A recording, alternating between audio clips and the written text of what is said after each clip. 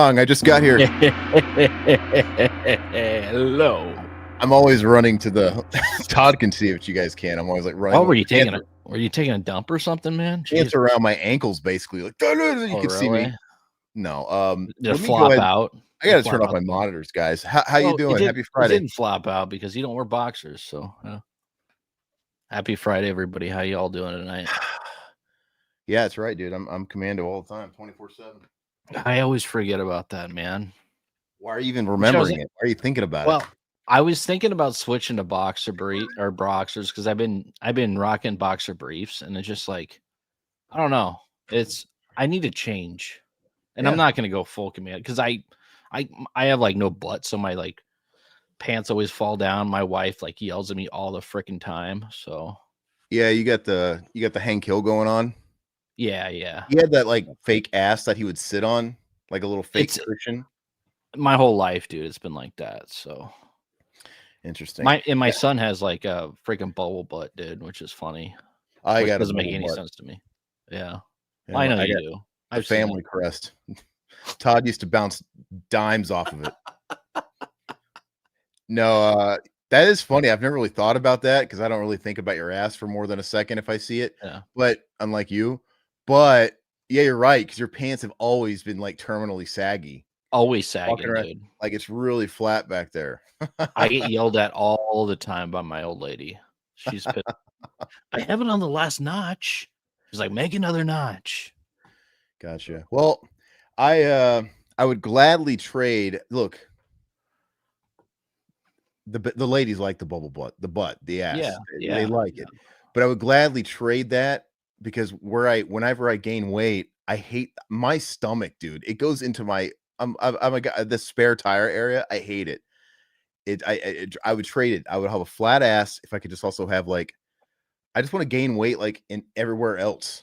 I hate it, dude. No, I totally get it. It's yeah. Luckily, I mean, I still gain weight, but I mean, I don't have that problem where I have to worry about my big booty.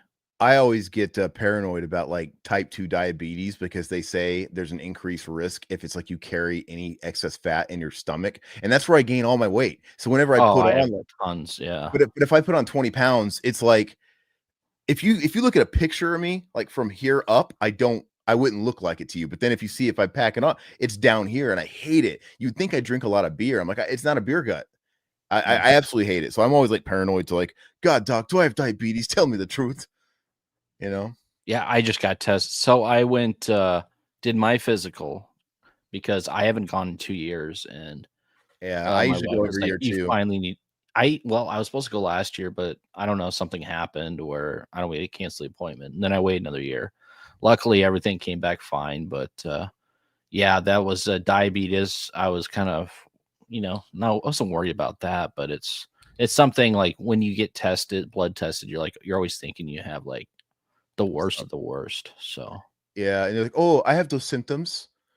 Like one of the symptoms of type 2 diabetes is frequent urination. I'm like, oh my God, I used to pee a lot, but then I had that one issue. Yeah, whatever. Anyway, I haven't gone in 2 years either, and I was going every single year. I was actually going more than a year. Actually, I was going a couple times a year because I was super paranoid.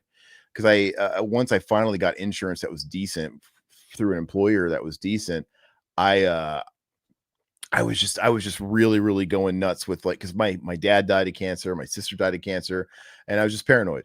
And I don't really know what it is. I'd be going to get like, just draw me all of it, all my blood. Yeah. And but I haven't gone in 2 years, and I feel real bad about it. But now I have to, because I got to find a new GP. It's a pain in the butt. But yeah, now, but of course now. Speaking of that, I do want to give a quick shout out. Well, it's not a shout out, but RIP to Billy from Game Chasers, because he ended up passing away yesterday. So, and I'm not trying to be in the trenches, but that stuff's been really, really bumming me out. Me too, man. Me too.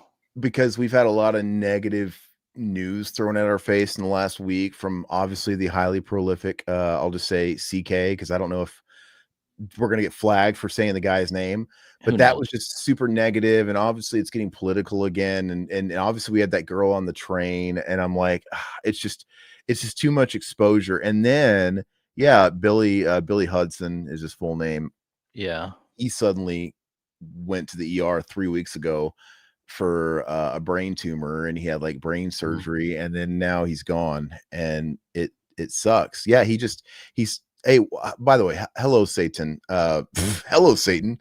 What did Billy die? Yeah, he was fine. It was just like Yeah. sudden, man. I think I don't know what his symptoms were. I don't know if he was like passing out or feeling lightheaded. He Who was knows? passed out, and then he went to the ER, and then they found that, like, a Yeah, massive brain tumor, which is so sad, man. and he just got that like sudden news. He had no clue, and then he issued another update video right after that where he had brain surgery like right away. So it must have been an emergency. And then yeah, I mean a few weeks later, and he's gone. So he must have been It in a it's crazy. I mean, the past, like, year, Saturday nights, he would, like, do his, like, game. Like, he just play games, and people would, like, send him money to play certain games because he's, uh the game chasers and everything. I sit there playing guitar, watching Billy or whatever, playing video games, yeah. while I'm playing guitar, and he's, of course, on YouTube, so I love YouTube live streams late at night because it gives me an excuse to play guitar and just put something on in the background, and, yeah, it just bums me out, man, because I remember we started watching them back in, like, 2011, 2012, and they got me back into, retro video games, so it's Yeah. sad. Well, and it's depressing. It's not doing well for my mental health. Because Sorry, I just wanted to say no, that real quick. and then we're talking about getting checkups and stuff like that. I've been thinking about this stuff a lot because now I'm a father. I know you're a Yeah, father, and it's yeah, just yeah, dude, this is how quickly it could turn around. You could go to the mhm, doctor for something, and then you all of a sudden because to what he must have been thinking in his head to get because he got that's exactly what happened with my dad.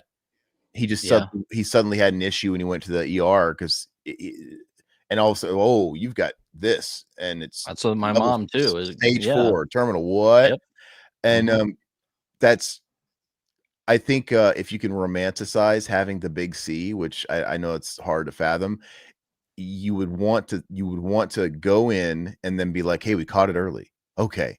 And yeah, you have this and you can actually but the whole that's so scary to go in and be like, "Whoa, dude, you're fucked." Yeah, yeah, anyway, so yeah, life's short, Satan. Uh, I can never take it seriously when I yes, say her name. Life's short, Satan, and yeah, love the Game Chasers. Anyway, it's really, really sad.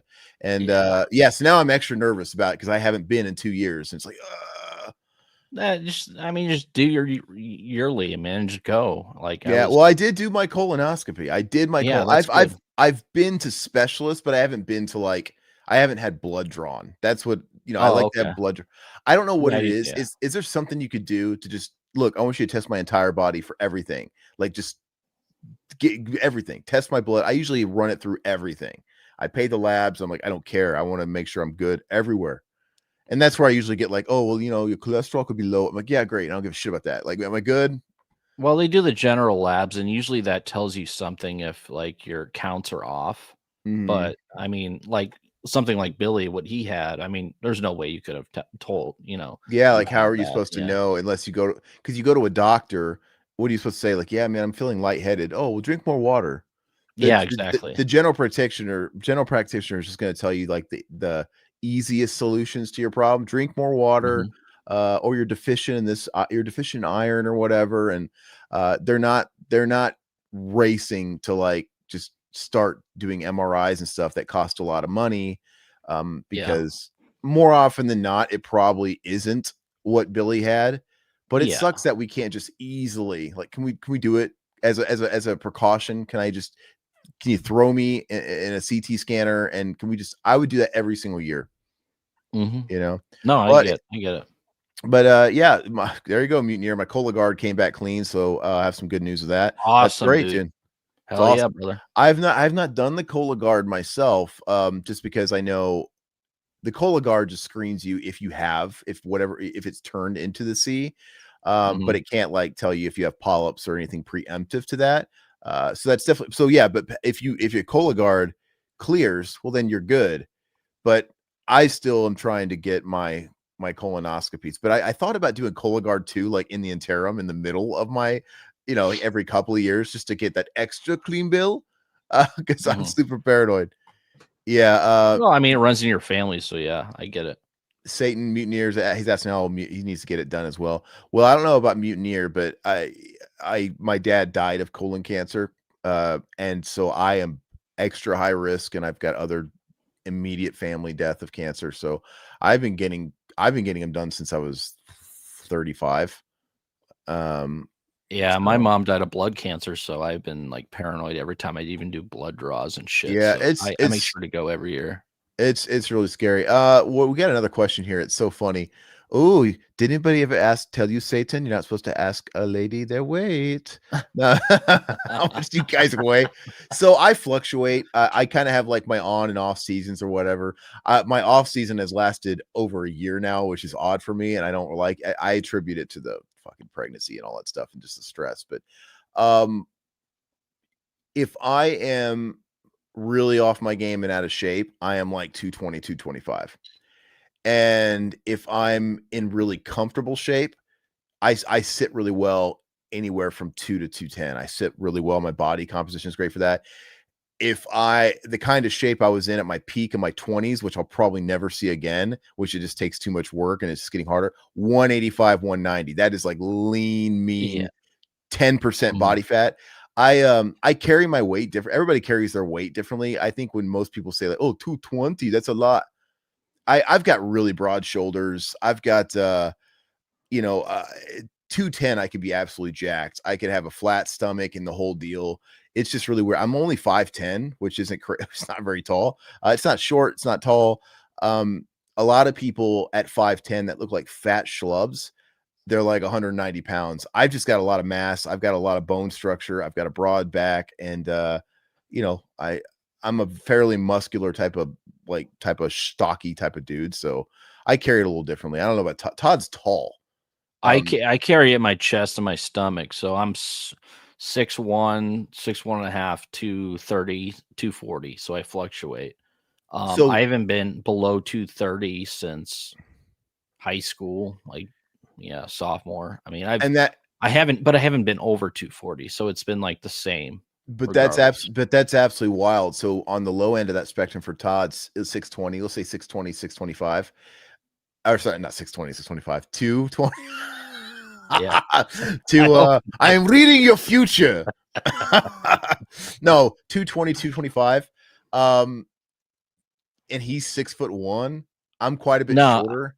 I said 230. Well, are you talking about you or me? What's your lower? You said your spectrum. My lower is 230. 230 is my low. Okay, but even then, like, given that you're so tall and you got a few inches on me, and you're just like composition wise, you're just a bigger dude. Todd's got Viking blood because he's a Swede. It's the Swedish. I'm a Swede, man. His whole he's the runt of his litter. Like his brother's taller. My brother's 6'6". Yeah. And so it's that Viking blood. And so for me, so if Todd's around 230 on the low end,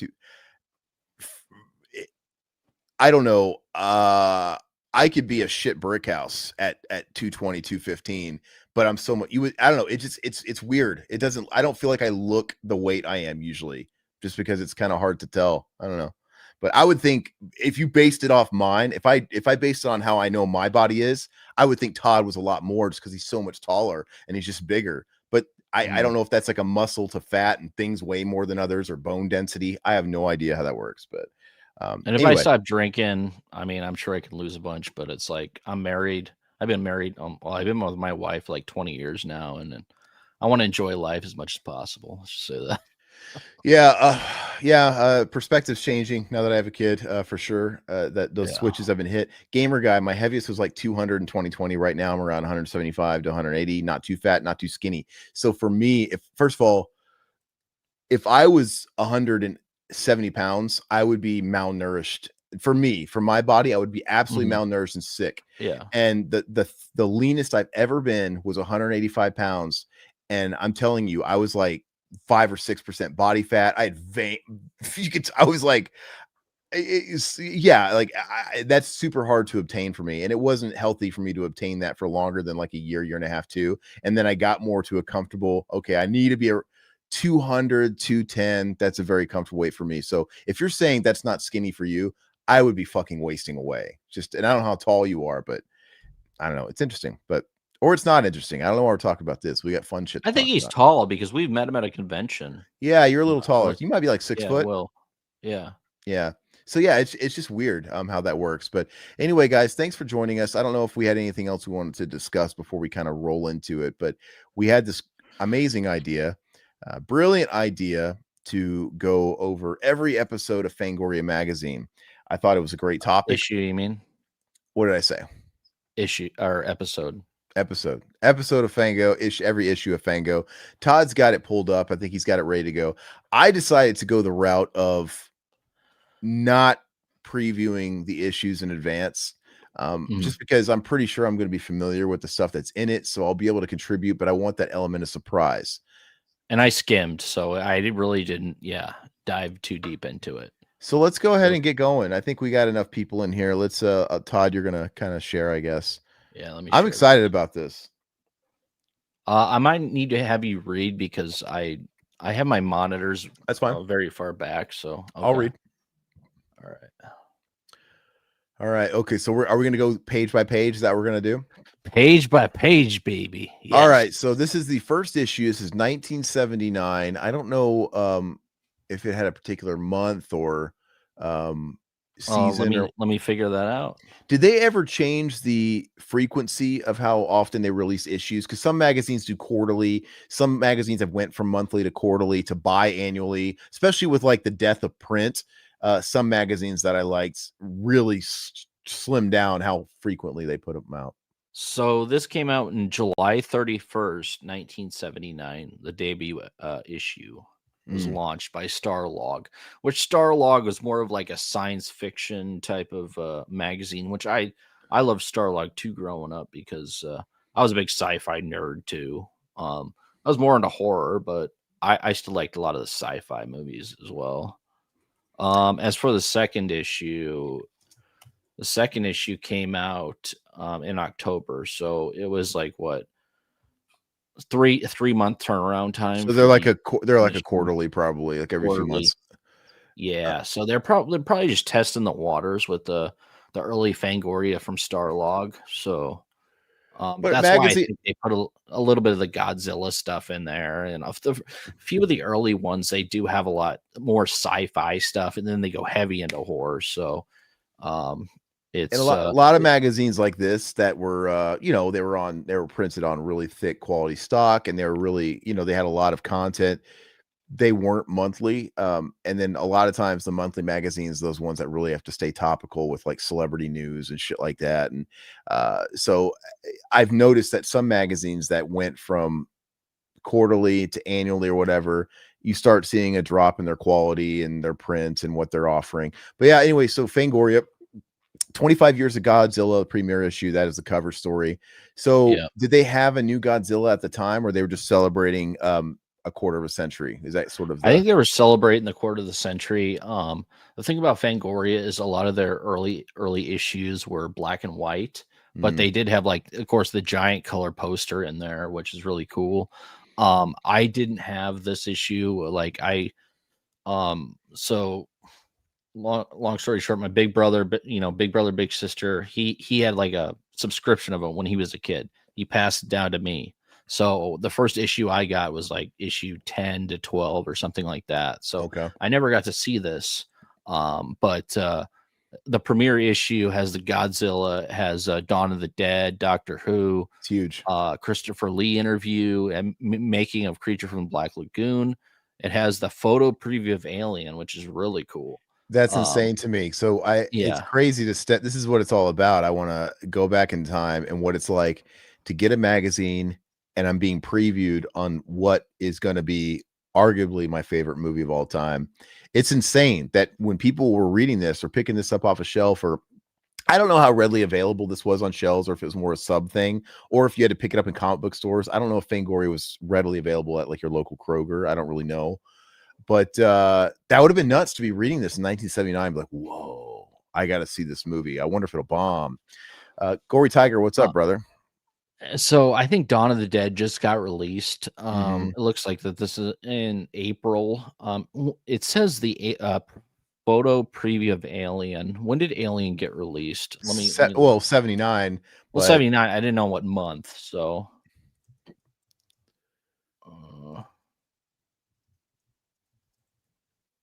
It's probably a summer movie. I don't know. June. So June 22nd. So they must have printed this off before um Yeah.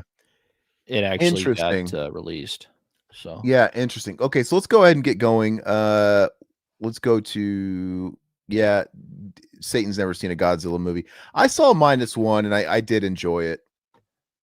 I I know Gamer enjoyed it. Guy's a big Godzilla fan. So Okay, let's go ahead and scroll through page 1, episode 1. Oh, that's neat, dude. yeah. It literally turns the page. Yep. So, Mhm. so this is an advertisement, Journey into the Future, Future Life, the magazine that looks forward to tomorrow. So just is this delving into just technology of the future? Is it sci-fi? Is it talking about fictional sci-fi? I don't really. Oh, title. Click on it. Sci-fi, Star Trek, a lot of the Starlog stuff, which is mostly catered to sci-fi, and yeah, it's another type of magazine they just want you to subscribe to. So, and then of Oh, course, Fangoria Premiere Issue has the welcome and all this stuff. So, the table of contents, dude. Right? Let's see that. It looks so yeah, retro. That's yep. 1979. So this is before. This is 7 years These are before high I was res, born. man. Looks great. It looks really nice on their website. So a lot of these, Doctor Who, page 8. Tom Savini, new master of magical makeup. Dawn of the yeah, Dead. Wow. Okay, so let's see. Chris Lee, obviously. Now, is the creature from the Black Lagoon on page 20? Is that like the original, or is it? yes, Okay. the original one. So All they're right. probably just trying to pick out something that was really popular to throw out the fans, the horror fans back in the 70s. So That's so funny. Gamer Guy 84. Tom Rome was around for Godzilla 98. We all love it. Is that the Jimmy Page and that Puff Daddy song? Puff Come with Daddy, me. yeah. Come Yeah, with yeah. me. He's like on the building, just kind of fucking doing that Michael Jackson thing. Come with And me. I listened to that recently, yeah. It's a I solid song. I always really hated it because it's like Jimmy Page is up on that skyscraper playing his like riffing his guitar, and I don't really hear it. I mean, they're obviously playing because the thing is Cashmere. It wasn't a guitar heavy song; it was the Mhm. orchestra. Dun dun dun dun dun dun dun, dun. And I'm like, what is Jimmy Page playing? It just Yeah. whatever, it's kind of lost in the mix. So let's go ahead. I don't want to dwell on the non-important stuff because there's a few pages to get through here, but let's go through it. So it's kind of more of this new from publishers a star. Look at all these though. This is cool. Welcome to the world of Fangoria, an introduction. Cinemagic was another one. I've never even heard of Cinemagic. I haven't heard of that one either. Gosh, I really miss this era of the cutouts and the mailouts. Like mail in for Yeah. your subscription, cut this out. And send it in. A lot of times they usually have like the prepaid on the back. You just drop the card in the mailbox. And same thing is it's like the era of box tops. Remember cereal? Yep. Look, collect Yep. all these cereal box. I remember one time with cereal, I collected so many Kellogg's box tops because I wanted this baseball batter's helmet, like cereal bowl. I Mhm. don't even know why. I wasn't even a baseball fan, but I remember I got it, and it used to take like 12 weeks. It's like, okay, send in all your box tops, and then you'll have it in 8 to 55 weeks or something stupid. I remember when it came in. I remember I ate Cookie Crisp, dude, in my like it was like Chicago Cubs, Yeah. like Yeah, I remember that, dude. Yeah, yeah, yeah. Chicago Cubs, like whatever the batter's helmet. Batter's helmet. Yeah, I remember eating doing that, dude. And yeah, I think stuff I like had the Rockies or something like that. Yeah, yeah. Okay. and even dude, I could go on down memory lane with just anything related to cereal, even the stuff you didn't have to mail out for. Remember when Mhm. they had the spoons that would change colors that would be in the Oh, yeah. box, with the Mhm. milk? Like, why is that so freaking cool, man? I miss sitting at the table and doing the puzzles in the back of the cereal box, man. Back when life was life, dude. I tell you what. Now we're talking about No. brain cancer. Fuck. Well Okay, go ahead. well, I mean, so, like, a lot of these cutouts, like, I was a subscriber to, like, some of these magazine or some of these, there was one in the magazine where you subscribe to, like, a newsletter, but or more of a booklet of films you can actually buy on DVD, or I think it was VHS at the time, and you had to send in, like, $10, and they would send you this catalog of movies, like, hard to find movies. I never bought any of the movies, but I just wanted to look through the catalog to see what movies were available, that sort of thing. So, yeah, there's a lot of these things in these magazines from back in the day that just bring back a lot of great memories. Todd Verify, Mutineer says this is the issue Debbie was reading in Friday 3. I don't Could have recall been, that yeah. detail. I don't either. That Satan, I listen to Zeppelin so much, you can't listen to him. And Cookie Crisp. Hey, guess what? I I don't really buy when we buy cereal. I keep regular Cheerios on deck, just plain Cheerios. Ugh. You could acquire a taste for them, and I did. There's just something about it. It's a heart healthy snack. We're getting old, right? It's like And sawdust, dude. I love honeycombs because honeycombs has the least sugar and it's the most bang for your buck and your calorie, and it's got flavor. And I do like Apple Jacks on occasion too. I love Apple Jacks. That's kind of the wife loves Frosted Flakes. And you know what? I tasted a Frosted Flake a few weeks ago because I was curious. Dude, because I heard someone talking about how nothing tastes the same anymore and all the sugar has changed. And yeah, it's like none of the cereal is sweet anymore, which is probably good, but it doesn't taste like the cereal anymore. And for the first time since I was a kid, I felt festive. And I'm like, I saw them. They had on display all the Frankenberry, the Count Chocula, and the Blueberry. I'm like, I bet my wife would like Frankenberry because she likes strawberry stuff and she likes that sugary cereal. So I bought a Frankenberry. And plus, they have the Jim Henson like Muppet versions on the boxes. It's really cool. And she actually liked it. And I ate the Frankenberry. I'm like, yeah, this tastes like it's half as sweet as it used to be. Like, where's the fucking flavor? You should have got her Fruit Brute, dude. Remember Fruit Brute? I don't remember Fruit Brute. Is that like on the multi-meal, like on the bottom shelf? No, that's on the same spectrum as all the other ones. But it was popular in was that Pulp Fiction? He's sitting there eating his Fruit Brute, dude. Yeah. Speaking of I like cinnamon Toast Crunch, dude, is my go-to when I eat cereal, which is like twice a year. All right. Well, speaking to being on the spectrum, let's go back to the chat. No, Cookie Crisp. No, hey guys, Count Chocula. Chocula. So anyway, since it was a big hit with her, I'm like, you know what? I'm gonna go to the store. I'm gonna buy a Blueberry and a Count Chocula. I'm gonna try them all out because I'm so curious. And I a lot of memories with Count Chocula. Riverman talked about that Count Chocula cereal. I used to have the CD. Need to break out the CD, dude. The Count. It's on YouTube. CD. The whole CD's on YouTube.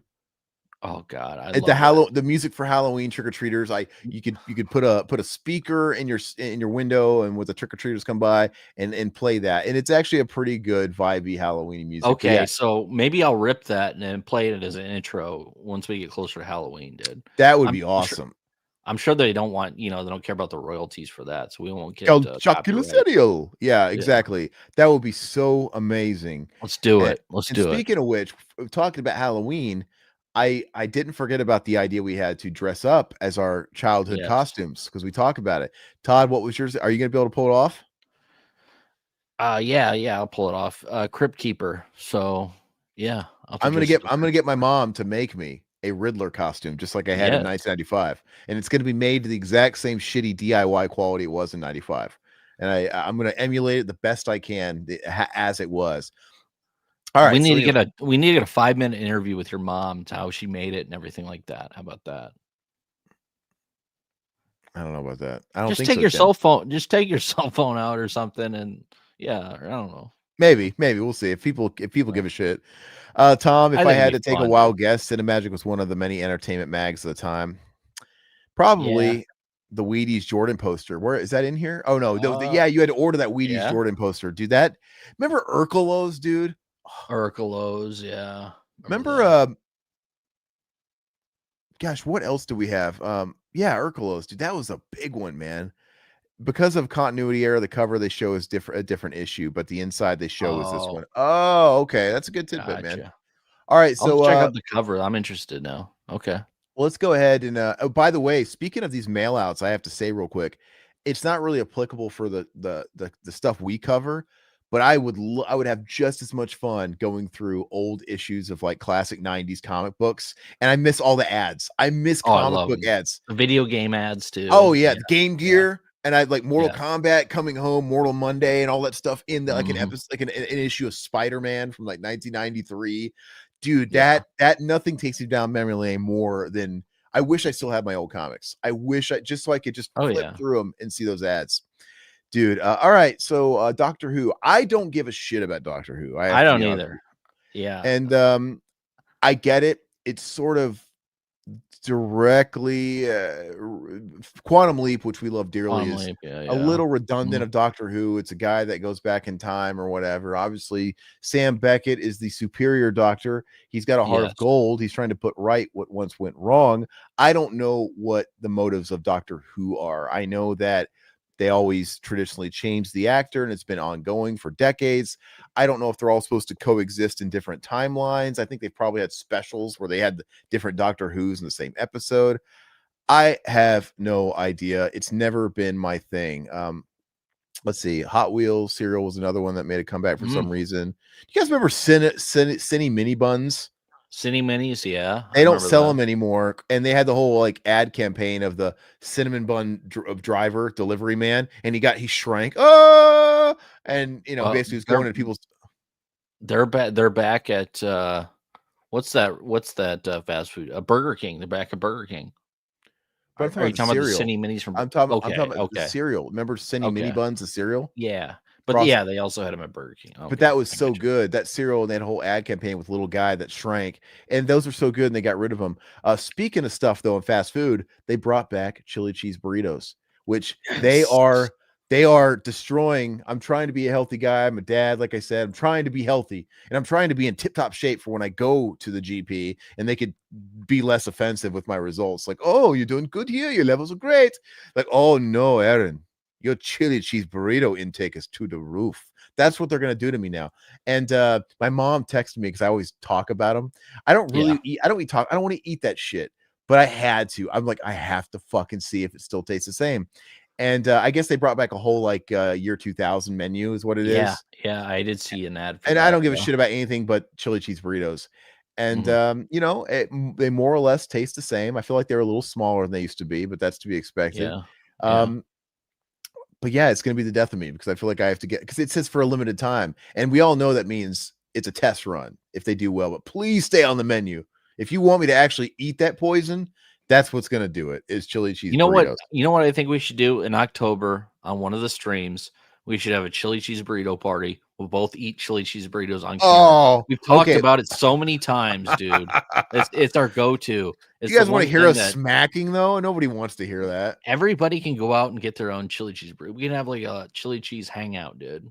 Okay, do I We take can the do have I take chili hanging off our shirts, dude. And do I like, then yeah. move the stream with my phone into the bathroom when I'm shitting my brains out? And I'll just like You can watch me put fire sauce in every bite, dude.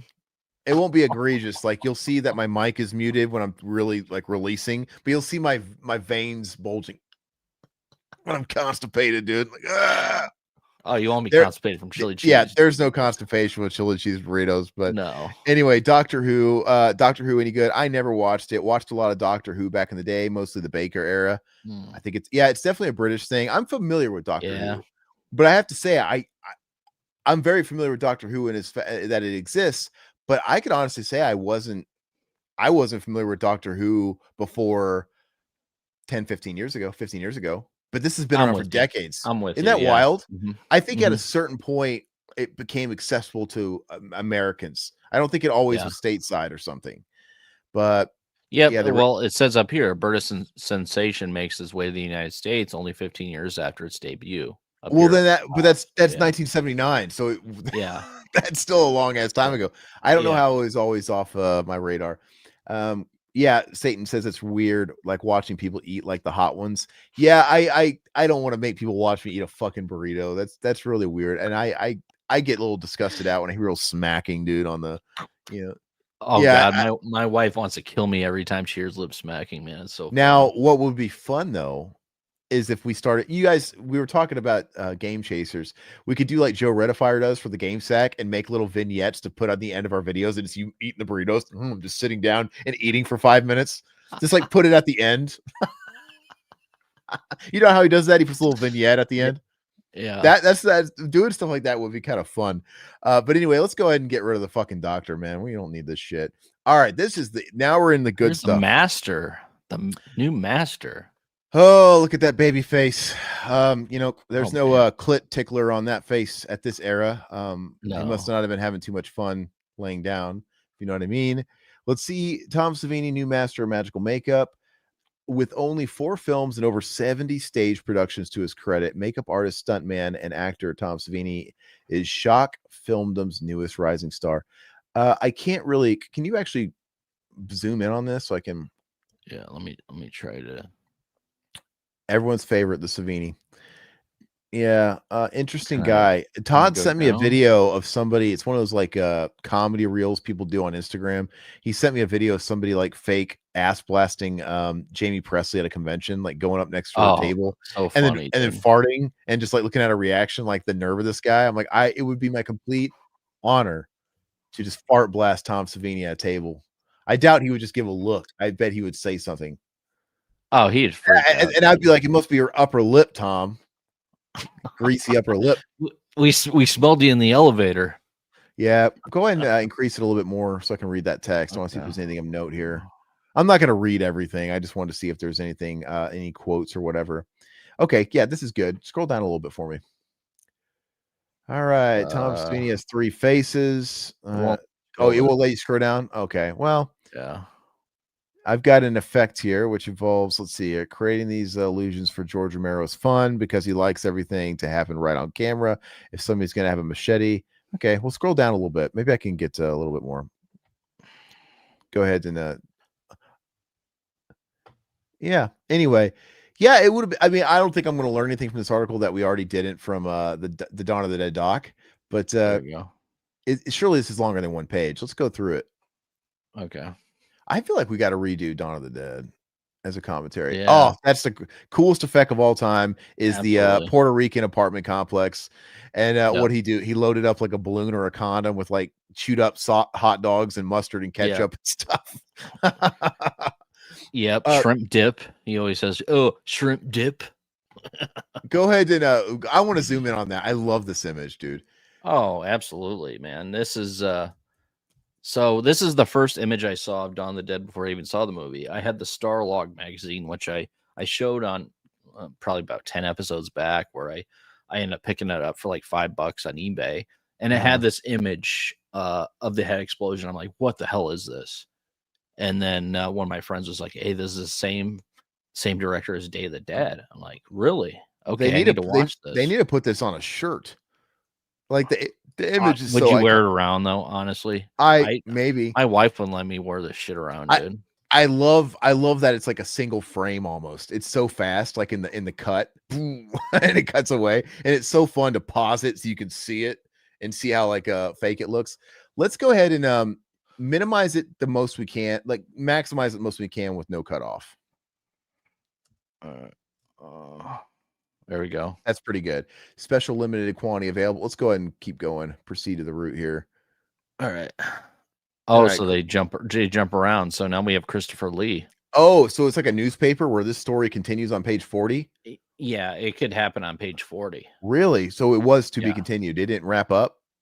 Let me see if it wrapped Yeah, let's up. double check. That's weird for a magazine, right? No, back then it's whoops. Yeah, you just sorry guys. I guess we'll find out.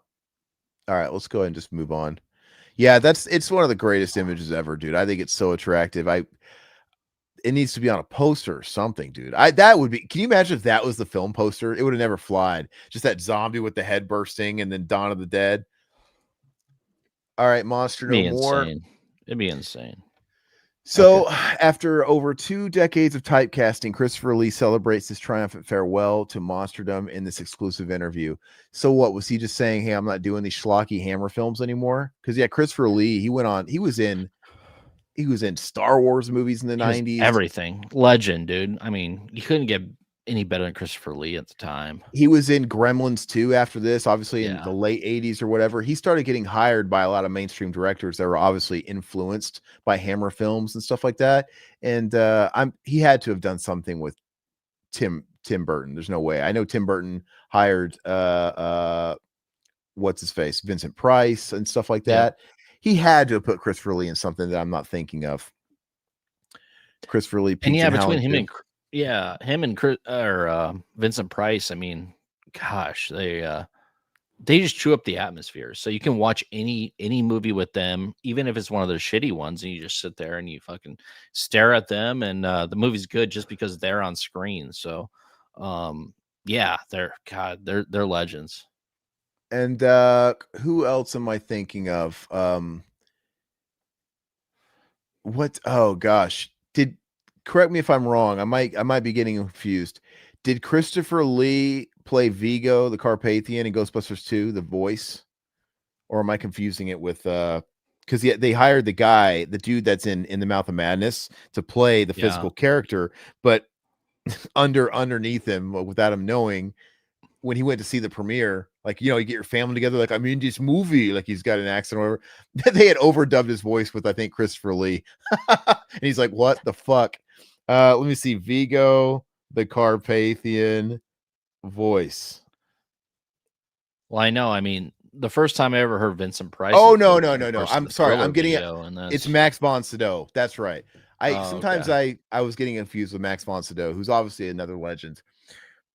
But it's awesome, dude. Now I can't escape it. Ever since I found that out like 15, 16 years ago, I see Vigo. Vigo. I'm like, it's the fucking Exorcist. It's weird. Yeah. Yep. Charlie and the Chocolate Factory as Willie's dad. Dennis Vigo is voiced by Max von Sydow. In case you're, yeah, I was getting it confused. I couldn't remember. Okay, let's go ahead and move forward. Oh, did he cast him in Sleepy Hollow? I've only seen Sleepy Hollow one time, which I enjoyed it. I just feel like it's impossible that he didn't cast him in something. Oh, look at him. He's playing a Mongolian. This is back in the day where you could cast white guys as yeah, you could cast him as the Mongolian. What movie was that, dude? Was he in Genghis Khan with the Duke, dude? I don't know. Because they cast John Wayne as Genghis Khan. And I love that. Genghis Khan, they might have done a little something on his eyes. And he's just like, we're going to invade China, Pilgrim. Like he didn't even try to he was just a white guy. It's just John Wayne with his Mongol fucking lord outfit and talking like John Wayne, probably walking by his fucking belt buckle, dude. It's so hilarious. But yeah, look at these roles, man. Oh, obviously Christopher Lee, exquisite, because he's in The Wicker Man. Mm-hmm. The Wicker Man is absolutely fantastic, right? That's not fucking Max von Sydow, right? Yeah, that's Christopher Lee. So I don't know why I get the fucking two confused sometimes. Okay, let's go ahead and move on. Happy Thanksgiving, pilgrims. Monster Fever. This is more ordering shit. Oh no, yeah. That's cool though. Looks like more Hammer horror up there. Okay, let's go ahead and move on. Let's get to the good shit. Creature from Black Lagoon. Some of this stuff's black and white. So they weren't doing full color and everything. Or are they just paying homage to the creature?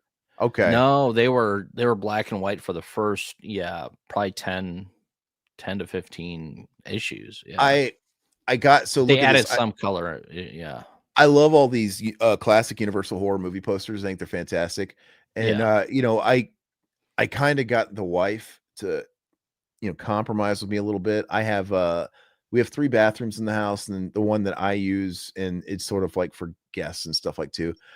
I wanted to decorate it, and she won't let me she would never let me put an exploding head zombie picture in there. Right. Yeah, I don't necessarily want that sort of stuff in the common areas anyway, but she thinks she likes the Universal horror stuff, and it's so old. Awesome. But it's so old that it's almost kind of like decor now. It's kind of artsy and it fits, know. So I put a bunch of prints in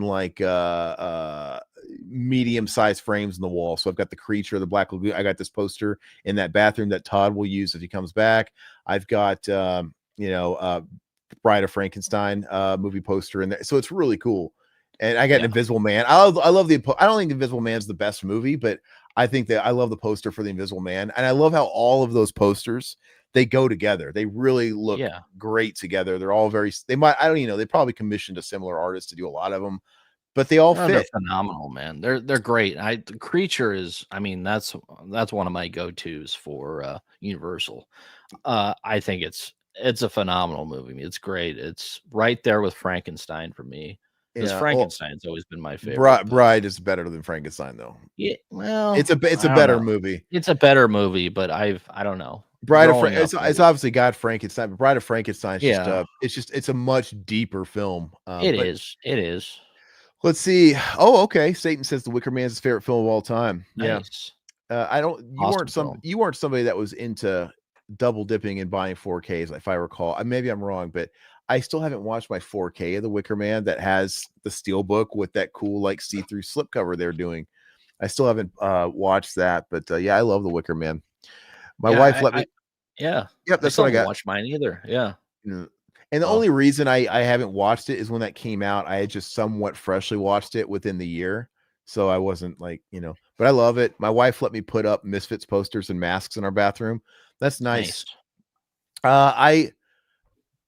I think my wife would let me do some of that, but I honestly don't want some of that stuff in the commons area. Like I want my house to look like a house, and I don't want it to look because if I was going to put stuff like that in the main areas, then I want it to fit. I want it to be more of it. I don't want just like a random photo or something.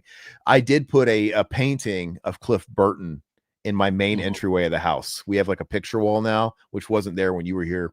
And we got pictures of family, pictures of my daughter, pictures of us. And I got a big painting that I ordered from Charlie Benanti of Mhm. Anthrax because he's a painter and he would sell that stuff. He painted a Cliff Burton with his famous Dawn of the Dead shirt. Yeah. So I have that. I think it's a nice piece of art. But I always worry about that shit getting waterlogged though in the bathroom when you're, in the shower, you get it's all steamed up and that sort of thing.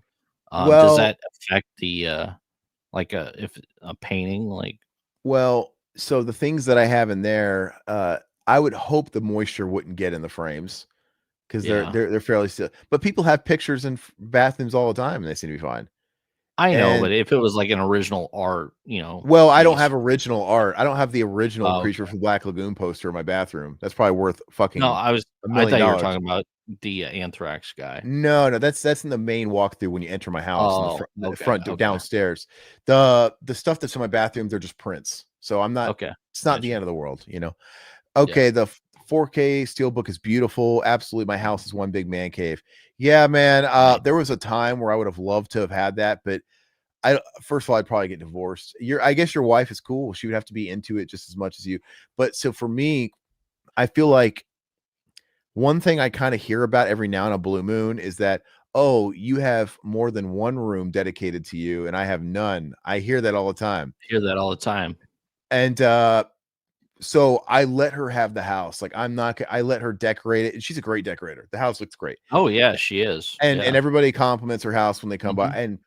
And the last thing I'm gonna do is be like, hey, I need to put this fucking life-size fucking Ninja Turtle or Jason in the living room, a 6 foot. I want to put that naked Stallone like they have on Red Letter Media as a coffee table in the but I Yeah. couldn't do that. But it's true because I have this room and the guest room is now basically turned into that kind of vibe too, where I can have like whatever I want in there. And I technically had my work office. So I had Yep. 3 rooms. And even though I tried to play the card, well, like one's for work, doesn't count. I'm using it for my job. But now they're consolidated because one's a nursery. So I'm okay. I'm okay. My ultimate dream is to have a guest house that I can convert to a podcast space and I can dump all the nerd shit in and spend all Yeah. my time out there. Or if I ever had another house, I would want to get one of those houses out here. It's really popular. A lot of neighborhoods build those houses that have the RV garage. Mhm. So you have the Mhm. garage and you have the giant RV with the giant. I would love to get one of those. I don't give a fuck about an RV, but I would just turn it into like a gym and like a podcast, Yeah. a studio. Like that would be really cool. Yeah, Here in the I'm not. Midwest, we have basements, so mine's just a basement. My hangout is a basement. I have all my shit down here, and she has the rest of the house to do whatever. So, Yeah. Let's see. But anyway, let's move on. Yeah, I love this poster. oh, sorry, sorry. Yeah. Oh, I love those stills, dude. They're really, really cool. Would have been wild to be back in time to be on the set of filming this movie. Yeah, Something, dude. something about the guy in the rubber costume. Oh, Satan, yeah. So your house. So I understand why your house is a big man cave then. So you don't have like another. Love to have a basement. Yeah, I grew up in the Midwest too, and in the South, and we always had basements. And I moved out to Arizona, and nobody has basements here. And I guess I never really thought about it, but there's no practical need for a basement here, so they don't build basements here. It's like basements. Yeah. I never thought about it really growing up, but it's like, yeah, basements have a practical use. They're for storms Tornado and shelters. tornadoes, Yeah. and so we don't have any of that. And the downside to a basement, it protects you from tornadoes and stuff like that, but they're also subject to flooding, which is bad. Yeah. So we don't have to Mhm. worry about floods here really, and those issues, which is good. So it's kind of a trade-off. But I'm cool. I don't even think about it anymore. But yeah, someday I want a guest house or one of those big ass RV garages, dude. That would be fucking sweet. I'd go in there and crank my guitar with like because those things have like what 30 fucking high foot Oh, ceilings, dude. yeah, dude. Hell Awesome. And yeah. the neighborhood across the street from me, I'll take a walk and sometimes I'll go there and I just like salivate over their garages, dude. Like, yeah, I want that big fucking awesome. All right, so Amityville Horror, real or real? Ooh, Yes. clever. That's Yeah. so clever. You should be proud of yourself. Look at Margot Kidder. That's how she looked before we met her and she died, dude. Look at that wrinkly face. What? Yeah, I remember when he looks at her and she looks Oh, old. poor Margot. Yeah. Anyway, I love this movie. I didn't even know that they didn't Which even show. No, I was gonna say, I mean, if you're new here, we've talked about Amityville so many times. We're huge Amityville marks, the first film and the sequels as well. But yeah, if you're thinking about a movie to watch during the Halloween time, the fall, this is definitely should be on your list because it's on my list. Top left, we have the James Brolin, the original Tar Man. Yeah, And then we got Rod absolutely. Steiger, Rod Steiger's brilliant. Obviously, I we keep going back to James Woods and Scary Movie 2. He's like The Flies. Hmm. Yeah. I love it's a Help me that's release these demon. that because he was just like mixing Rod Steiger with like The Exorcist. But Yeah. I was that scene when I was a kid when I watched the famous scene, The Get Out, and he goes in the room to investigate the window where they slam down on the son's hand and the flies are just and he just Yeah. feels like sick to his stomach. You don't need words. There's no words in that No. scene, and they make the sound of the flies uncomfortably loud in the sound mix. And then yeah, he was really sick, and then you hear the get out.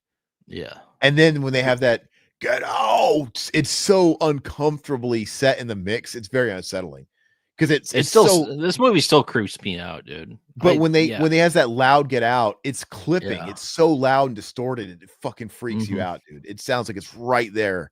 I can only imagine hearing that with I watched that on an old school fucking dial TV like this. So and that was scary. But can you imagine like listening to that on Dolby or whatever? And if you had like a Oh big god. surround, it'd freak you. If you've never seen it before, scary shit, dude. If anybody's into 4K, by the way, Vinegar Syndrome put out this 4K. It looks amazing. I mean, it is freaking awesome. So it's one of the best 4Ks you'll ever see. And So I recommend checking that out if you're into nobody this gives film. James Brolin enough credit. I obviously think his son has eclipsed him as far as like a popular actor, but in James Brolin, he's probably more He's known as being fantastic. he's Mr. Barbara Streisand. I think he's more known for being Mhm. Mr. But he the expression when he looks into what's in the cellar behind that wall when he's digging, because the dog's barking, Mhm. whatever, and the pathway to hell, the stuff that's in there, and that's where he's in and the blood and all that shit. Yeah. When he's breaking it and we're just on him, and then when he sees it, when you see his face drop and terror, we don't get to see what's in there. We just see like Yeah. what he sees. It is like the best, most goated physical acting I've ever seen in my life. Mhm. And in fact, like I could see easily a director being, if they're wanting like a similar effect, be like, hey, I want the fucking James Brolin and give me that look. And if you don't know what I'm talking about, let's just show you that clip because I've never seen anybody just display such pure horror than he did in that moment. That's why Let's the see. remake sucks so bad. Was it Ryan Reynolds in there? Ryan Reynolds, yeah. Ugh, no. Mint Mobile. Amityville and Amityville 2 or peak. I agree. Yeah. Satan says classic movie. Do you believe it's real or as an atheist? I don't believe in this stuff. I'm very much a Christian. I do believe in this stuff, but I think this is a total sham. It was a I total believe in hoax. ghosts. I believe in ghosts, but it's been proven I false. even if the stuff is real, Amityville is BS either way. Exactly, Mutineer. It was a Yeah. total cash Yeah. grab. And the house still exists, but the eye-shaped windows were changed years later. So, the iconic eye-shaped windows, yeah.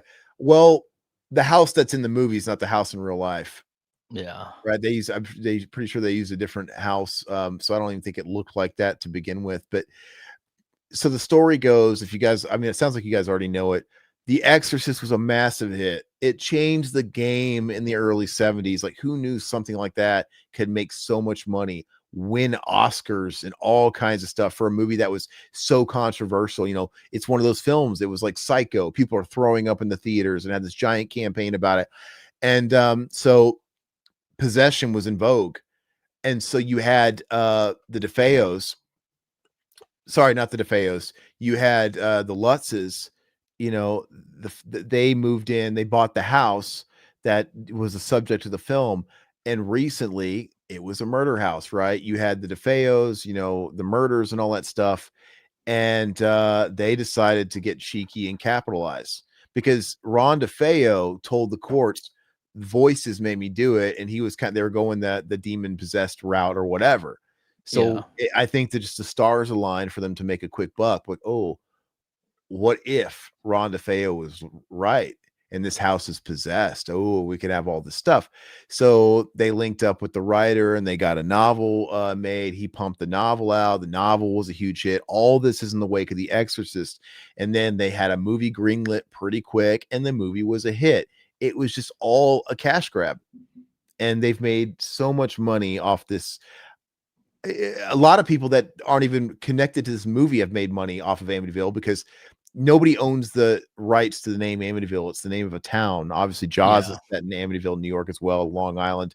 So maybe the Amityville horror is the IP, but you had people leeching off of the franchise and coming out with Amityville dildo, Amityville fuck Karen, whatever. And it's just this loophole to get clout from the title, but it really has nothing to do with it. So yeah, what's next? Some of the sequels are fun though. There is an Amityville Karen, I'm pretty sure. There is, yeah. There's an Amityville fleshlight, Amityville dildo, Amityville.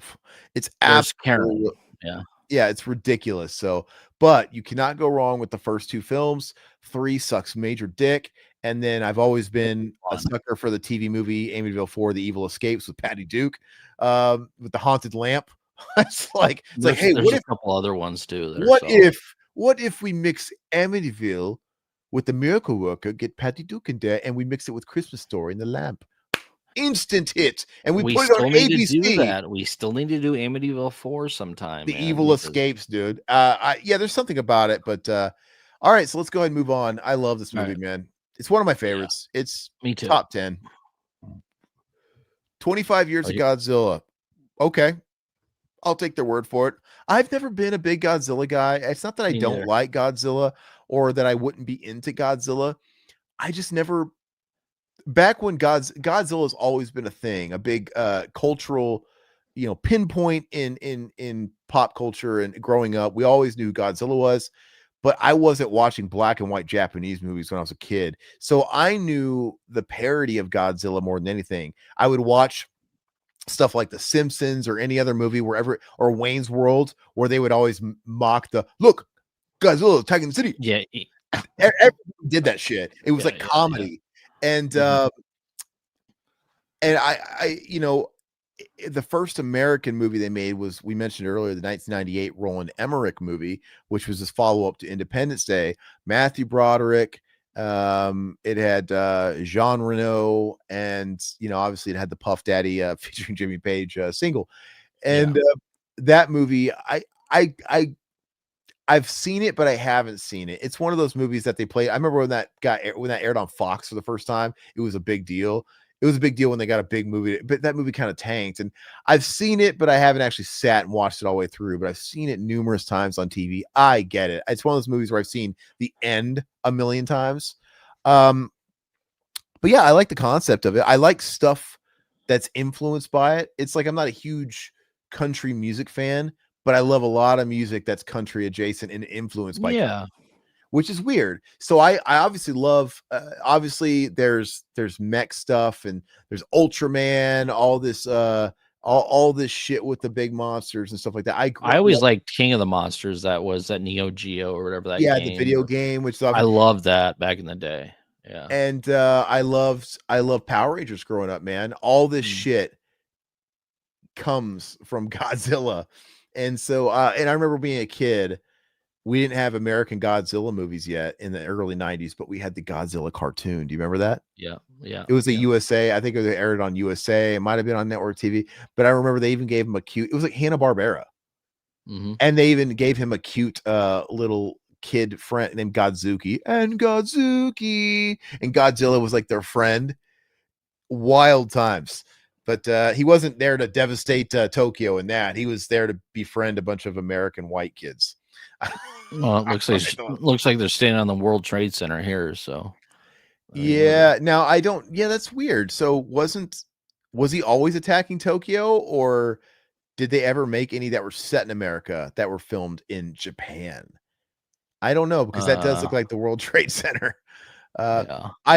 My wife did make me sit through all these American Godzilla movies that came out in the last 10 years, and they're just popcorn drivel. They're very forgettable. Godzilla versus Kong, they're big CGI Marvel type movies. It's like, I don't get them personally. But yeah, Godzilla, what was it? The one we were just talking about, not Zero, whatever, what is it called?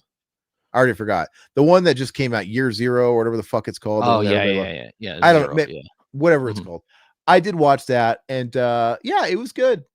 It wasn't like the most amazing movie I've ever seen, but it was a lot of fun. It was very much about the people, very much a drama narrative going through there, a lot of subtext. Godzilla was sort of a vehicle for it. I thought it was a good movie. It's a Japanese movie. Don't know if I'm gonna like rush out to buy it, but I enjoyed it. When I went to Tokyo this last time, I went to Toho Cinemas. They have a Toho Godzilla store. You know, Godzilla is a big deal there. I actually like all the merch. I like the vibe of Godzilla. I just never, I think I'm intimidated by it. Cause like, oh, I got to get into it now. And I have so much movies to watch. Like, oh, I'll never get through these. They had some pretty fucking cool toys back in the day too. Like I had a Godzilla toy. toys, Yeah, dude. I had a Godzilla toy with light up eyes, and I had the sound. Yeah, all that stuff is really cool. And I like the monsters, Mothra and Rodan, all that stuff is really, really, really neat. But wait, well, this stream is blocked by Toho. Are they bad about that? This was done in the US release of Godzilla versus Megalon and totally not cashing in on King Kong 1976. Gotcha. Oh, so they were in America. All right. Okay. Yeah, the original is good. I didn't see the Burr version, but it's a lot more serious than you think it would be. Well, let's go ahead and move on from Godzilla. All right. One day I would like to get into the guy. Like, if somebody gifted me like a giant box set of all the Godzillas, I would be like, yeah, it's just so cumbersome. I'm not going to go out and buy all of them. Yeah. I guess I don't even know where to start. Where do you start? Like, I would want to watch the important ones. So I would need a nerd, a total Godzilla nerd, to tell me, lay it out for me. What are the ones that I think are crucial? Just point me to the best ones. And then I would. That's a pretty cool centerfold though, dude. Yeah, it's really cool. I love everything about one, dude. I love that. It's very cool. It's very cool. And I love Japan, and I love Tokyo. I love all that stuff. And look, this is like Power Rangers. Monster Madness, dude. Oh yeah, yeah. Yeah, you're missing all the screenshots. Go back one page if you don't mind. Yeah. I just love the idea of putting all these guys in suits and working off miniatures and stuff like that. It's like I said, my love for Power Rangers, man. Yeah, it's cool, man. I would have loved to have been like that Ultron looking dude. Look at Godzilla striking the pose. Why is Godzilla striking the martial arts pose, dude? I thought he was supposed to be like this. Why is it? That's awesome, dude. That is cool, dude. Let's see. You gonna talk about Godzilla without me? Hey, what's up, Silhouette? How you doing, brother? Hey, we're waiting for you, Silhouette. I was just trying to say, I would love to dabble into Godzilla someday. I just think it's so overwhelming because there's just been so much media over the years. To get the idea of getting caught up makes you not even want to start. So I would need a Godzilla nerd to just lay out for me somewhere. Hey, these are the ones you watch. Here's the good shit. And just let's start by trimming the fat for me and just point me in the right direction on where to begin. So anyway, if you guys want to do that, seriously, put it in the Discord and I'll look at it. Yeah. I will too. Monster Madness. Look at those fucking those masks, dude. Become a professional makeup artist. There you go. Buy that. Approved, probably. Oh wow, okay. Todd wanted to go to Savini school in Pennsylvania growing up. That was his dream. Back in the 90s. That was my That was my even dream. you were even telling me that even in like 2001. I remember you Mhm. still had it linked. Why did that dream die? Like most dreams, why did that one die, Todd? Because I was broke and my mom is broke too. So Mm. that's why S- it s- died. Stingy Savini's not about scholarships, huh? I'm kind of no. I'm kind of glad that it didn't end up working out. Right. That's You so meet your funny. hero and he's a complete asshole the first day of class. Be like, you get an Oh, F, Riverman. was he even like there all the time? He I probably don't was hard. know, dude. Fuck, I don't know. Look, yeah, right, dude. You're failing his class, dude. I bet you he'd have a way to get you an A. He'd pull out his big fucking hog and be like, "Suck it, Todd. You want an A? How bad you want an A? Well, we already smell him on the elevator, so I know that shit stinks. Suck it anyway. How bad you want this A? Like, oh, God. Remember, like, God, dude, his stick smells like shit. What was that Harold Kumar? Harold Kumar, dude. Oh, stick smells like shit. Look at Big Kmart Vader. Bob. Yeah, that is Yeah. Kmart Vader on the far right. Yeah. What is the King of the Gorillas movie makeup? What, that looks terrible. All right, let's move on. All I right. always All missed right. All right. Red Man's Revenge. Is that Talia Shire? Is that Talia Shire? That looks like Talia Shire. Looks like it. Yeah, it is Looks Talia like Shire. Rocky. Okay. Oh, this is what movie what's is it called? this? That's the cover of Prophecy, isn't it? Look at that egg. Isn't that Prophecy? Yeah. Yeah. I An believe ancient so. Indian legend. I don't know. Yeah, and Prophecy by author of The Omen, David. Yeah, okay. So let's see here. I've never seen Prophecy. Have you? But I don't know if that's what they're talking. I think that's just a picture, but I don't know if they're talking. If that's the film they're talking about. I can't read it. An ancient Indian legend, an aging and half crazed Indian sage, a virgin, uh, desecrated by white man's greed. Always a great setup, and nature's ghastly retribution. All of these are shared elements in two recent best-selling novels. Speaking Night. of nature's calling. So the Go chat's ahead. blowing Go up. ahead. So. Go ahead and do it, and I'll tell you. Nightwing and Prophecy by the author of The Omen, David. Does that say Seltzer? Okay. I don't really know. I love Talia Shire. What movie is this though? I gotta say, I've never actually seen. I've actually never seen The Prophecy.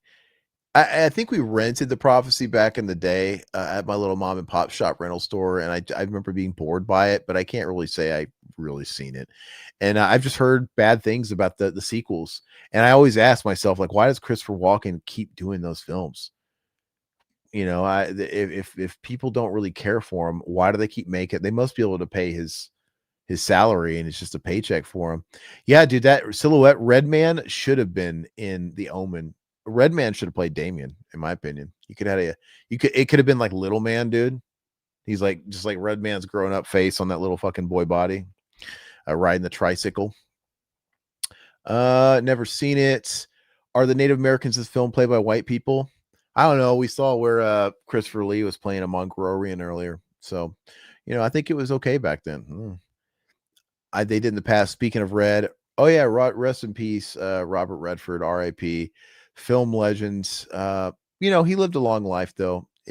I think we've had a lot more tragic news in the last couple of weeks. An older legend passing away, hopefully of natural causes, is kind of soothing news by comparison. But yeah, I don't know what movie this is. I wish I could read it. Todd can't zoom in on it, but I guess that's Nightwing. I guess that's the movie. I've never seen it. She looks like she's spelunking in it. But let's see. Mother Nature's trying.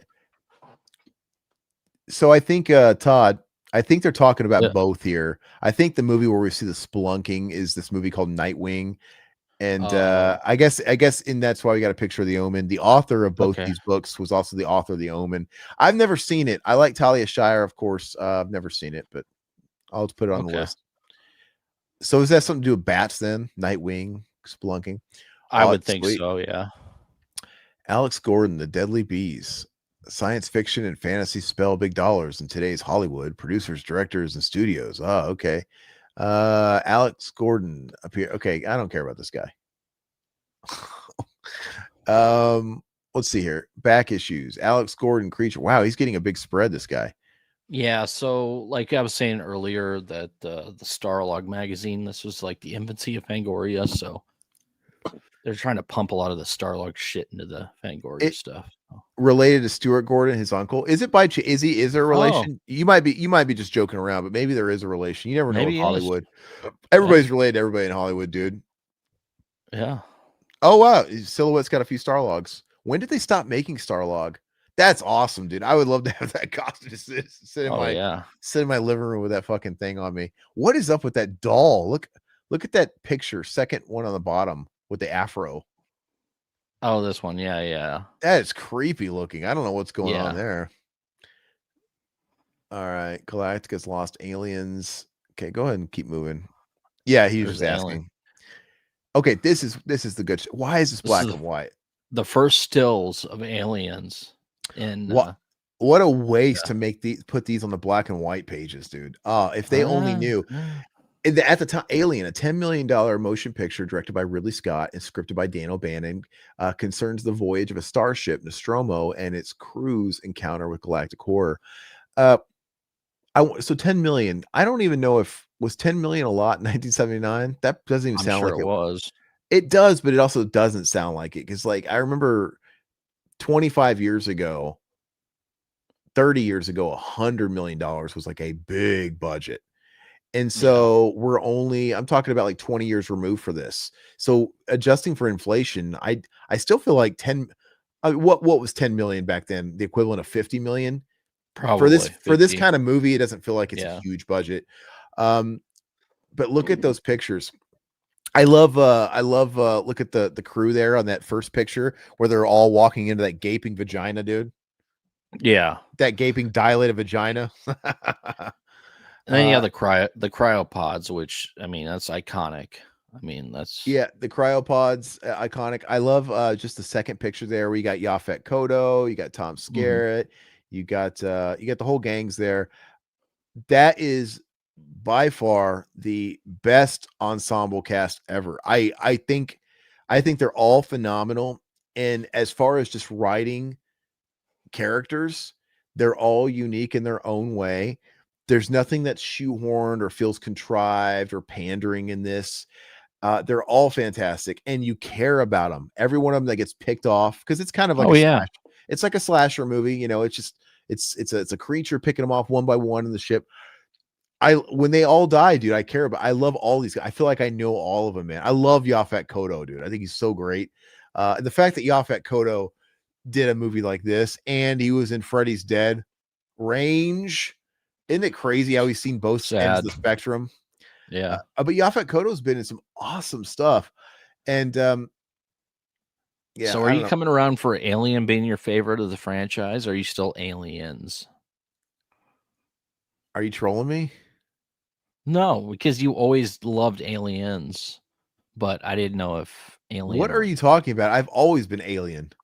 okay. Okay, I was just What are I you was just talking checking about? because I know how big of a fan you are of the Cameron's Aliens. I So got if anybody here has been listening to our show for even longer than a year, I have always said Alien 1979 is my favorite movie of all time. And okay, okay, okay. I've always been team A. I love Cameron's Aliens. Because But you talk about Cameron's Aliens a lot more. It just seems like to me. that's wild. No, I've always said, look, I love Cameron's Aliens. I think it's a great movie, but to me, the only one that matters is the first one. And the Okay, lore that they established in Ridley's is the only one that matters because they didn't ask him to do Aliens. They didn't ask yeah, Ridley to come back, which blows my fucking mind. And then Cameron, he I don't even Cameron did his own thing. He built upon because the first movie's got a pretty empty palette. It leaves a lot of questions to be answered, which I love. And then whoever took the mantle next was able to just fill in all that lore. And obviously, that's where we kind of get all the stuff that happened with the Kenner toys. They sort of added all it takes on the creature, the host body, and the DNA. We have like the dog alien, and David Fincher just kind of built off what Cameron did, and I like all that stuff. I think it's a lot of fun, but maybe it was the look of the aliens you were talking about that you liked more. Okay, maybe, but like, for example, all of this stuff, like Ridley Scott never liked the idea. He thought it was fucking stupid that they had a queen. He never mm, liked the idea of making them insects with a hive and shit. That was Cameron. I want to make them more insect-like, and he made them look like insects, and they even have like thoraxes, and I like the queen and all that stuff. I think Ridley Scott was kind of quoted as saying that the worst thing that's ever happened to the franchise was the introduction of a queen alien. And it's kind of like Michael Myers in Halloween 2. Cool though, dude. But yeah, it is cool. I'm not dogging it. I love what James Cameron did. And they all, where the lore happened, everybody that came after James Cameron, they all built off of Cameron, like the queen alien and all that stuff. But to be fair, he built off of Ridley Scott, and Ridley Scott was pretty bare. He just took the ball with it, and because Ridley Scott only did the first film, but Ridley Scott's vision was much different. Like I said, he has the whole thing when they were being cocooned in the deleted scene. In Ridley Scott's deleted stuff, when they were being cocooned, they were turning into the pods. The people it was way more sci-fi. So like when you have Dallas and shit, like kill me, they were actually turning into the eggs that had the fate, which is wild. Instead of which honestly, the idea of the queen feels like it would make more sense to our logic, because we have that in our ecosystem. Oh, okay. A bunch of bees or insects are born. Every now and a blue moon, there's a queen. A queen is born, and the queen is, there to make more bees. And it makes sense to us in our mind.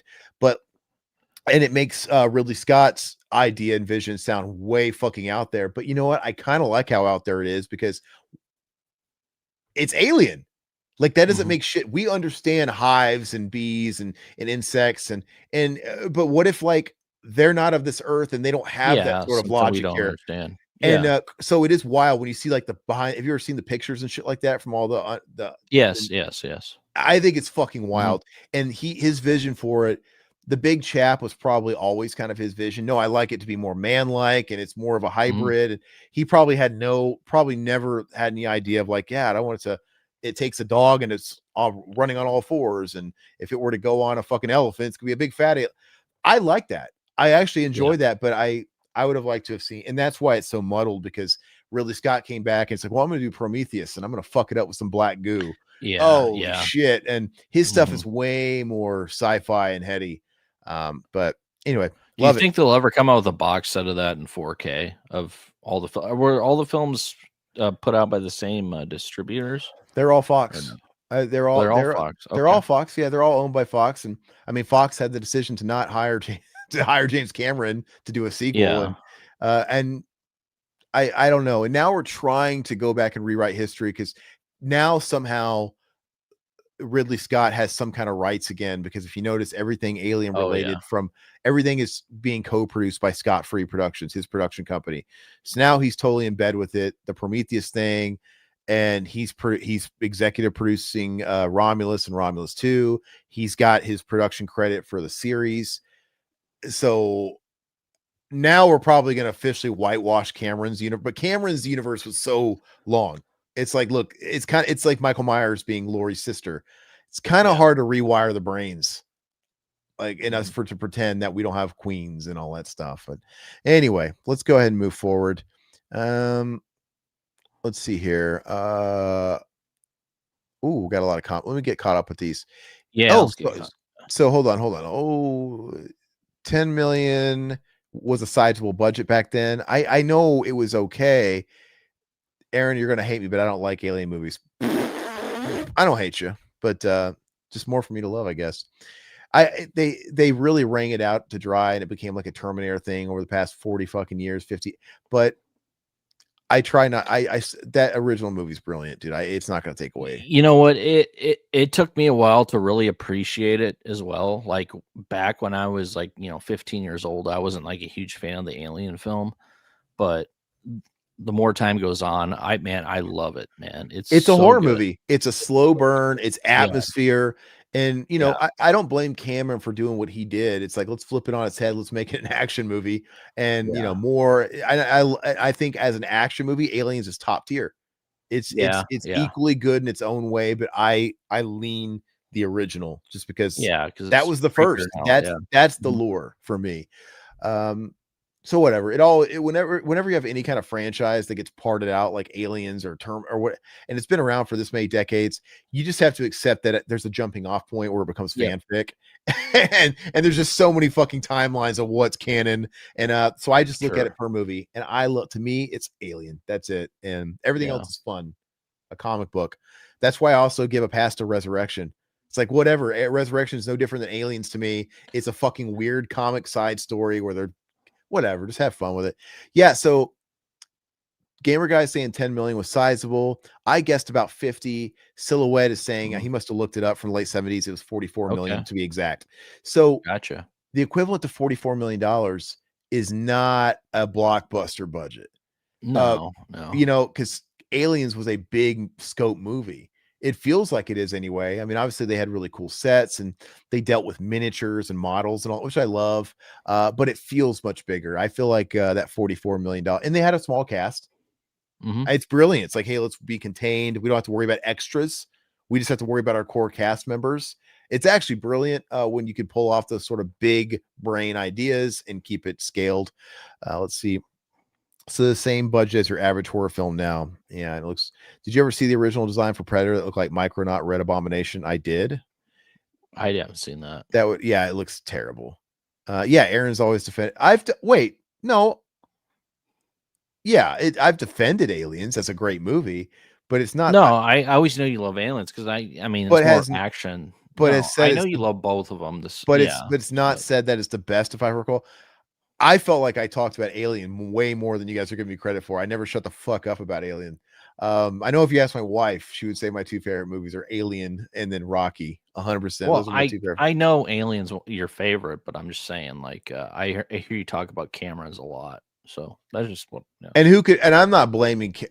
I feel like I talk about Alien a lot more, but who could blame Cameron for doing what he did? There was a huge gap of time, 7 years, which is wild. Back then, 7 years to do a follow up.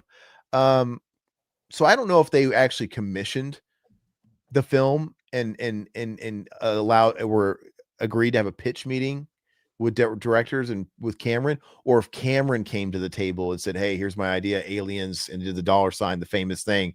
If it was his idea to resurrect it, let's do a sequel to this and make it multiplied. So I don't, maybe that's why maybe it wasn't even on the table, and that's why they didn't offer Ridley Scott the spot, because they weren't even going to do it. I know sequels weren't the biggest thing in the world back then.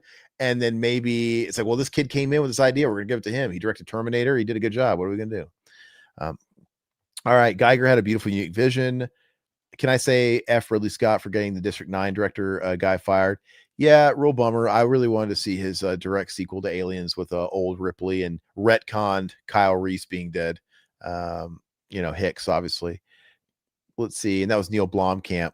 Yeah, that was such a cool idea. And that was Ridley Scott pulling his big dick energy, swinging with the studio, because Prometheus was a big hit. And then they were really flirting with Neil Blomkamp's vision, and they were really going forward with it. And you could tell he stepped in, be like, whoa. No. I'll make an Alien movie. You happy? I'll call the next one Alien: Covenant. We'll put the fucking monsters back in, but it's mine. And he went under him and pulled his weight. But it was actually not for the better, because Covenant sucks. I was excited about, because when Prometheus was out, he had this whole idea for a new trilogy, and it has going to have nothing to do with the fucking Xenos. He was going to go and explore that universe. And I think we could have lived in harmony and had Blomkamp do his. Why? It's just, but he had to go and fuck everything up, didn't he? Well, and I didn't mind Prometheus the first time I saw it, but I don't think it has any rewatch value to me. I mean, I don't go back to Prometheus very often. Yeah, I want to go back and watch it again, but yeah, it's just not the same. Look at this, the new shape of animation. Yeah, they got a feature on Watership Down, Silhouette. Have you ever seen Watership Down? No. Okay, so Watership Down, it's they have it on Criterion Collection. It's animated film. It's an environmental film. It's telling a story of these people coming in to do constructions and tear down a part of nature that's been preserved to build whatever, fast food restaurants, a strip mall, whatever. And you have the story told through the lens of these animals, these rabbits. And it's pretty dark. I'm pretty sure it's Don Bluth. Like all Oh, his okay. shit's kind of dark, right? You have like Yeah. Land for Yeah. Time, and there's Mhm. always like a dark element. And you can see that image in the bottom right. Literally, these rabbits turn on one of them and fucking like kill the other one. It gets a little Mm. mature, but yeah, it's pretty depressing. And yeah, it's nature at its darkest. It's sad. I actually have the Criterion Blu-ray. I respect it. Okay, let's move on. We might have to pick The up the new pace a shape little of bit. animation is AI, but this was from Did we really already get to page 55, or are we missing pages? no, we're on It says 55 in the bottom right. yeah, we've gotten through it. Damn, son. All right. What is that? I know that film. What is that film? Go back. What is that? What does this say? I don't know. Vincent Price. I don't know. Magician Oh, something. there we go. He knows. Thief and the Cobbler. Okay. Oh, okay. Rock on. And whenever I look at Don Bluth animation, it always makes me think of the scenes from Creepshow 2. The cheap animation. It looks like Don Bluth, I Don love Bluth. that, dude. I love that. And but, Don yeah. Bluth did Dragon's Lair, the video game, the interactive video game, which is also Space Ace, which also started the same, that animation style. Yeah, yeah. All right, Which Don did you pick Mays. up the Creepshow 2 4K? That's Yeah, it's you know what? I need to look. It got mailed. I think it's supposed to come. I think it just went on sale, I believe, too. I pre-ordered it. I have to look to see where. Actually, let me see where it is. I don't think it comes out till the end of the month. Mine shipped, dude. Oh, it did. Okay. Yeah, Creepshow 2. Mine was orders on the way, track package. Let me see where it's at.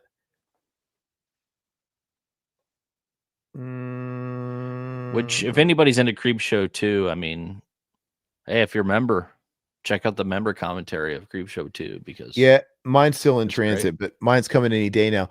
Also, what shipped is our Night 90s. My Night 90s shipped. Did yours? Oh, shit, I need to check mine.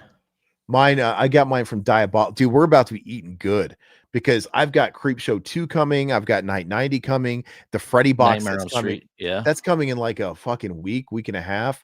It's just it's pouring right now. Now, obviously, we just recently watched Creepshow 2 because we did that commentary. So Creepshow 2's got to get back in the back seat. So Night 90 we're gonna have to focus on because that's gonna be a big one. And pretty much we're gonna have a week before Freddy comes. So I kind of feel like we really need to really talk about and review Night 90 when that drops. I think that'll be next Arriving week. Tuesday is what it says for me.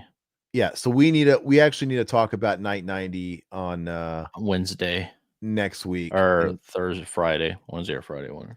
We'll figure it out, and then we're gonna start prepping and getting through this Nightmare on Elm Street box set. So it's a lot. It's gonna be a slog, dude. I'm looking forward to it, but I don't have that sucks. I don't have time to watch movies anymore. I know that's gonna be really hard. Well, I'll make a point. It'll be a pain in the ass, but hopefully the kid's been in a good rhythm where I've been able to break away. But I've been doing other stuff in that 2 hours a day I get to myself. But I will do it. I will start. I'm looking forward to it. Even the bad ones, which is most of them. I'll get through. Yeah.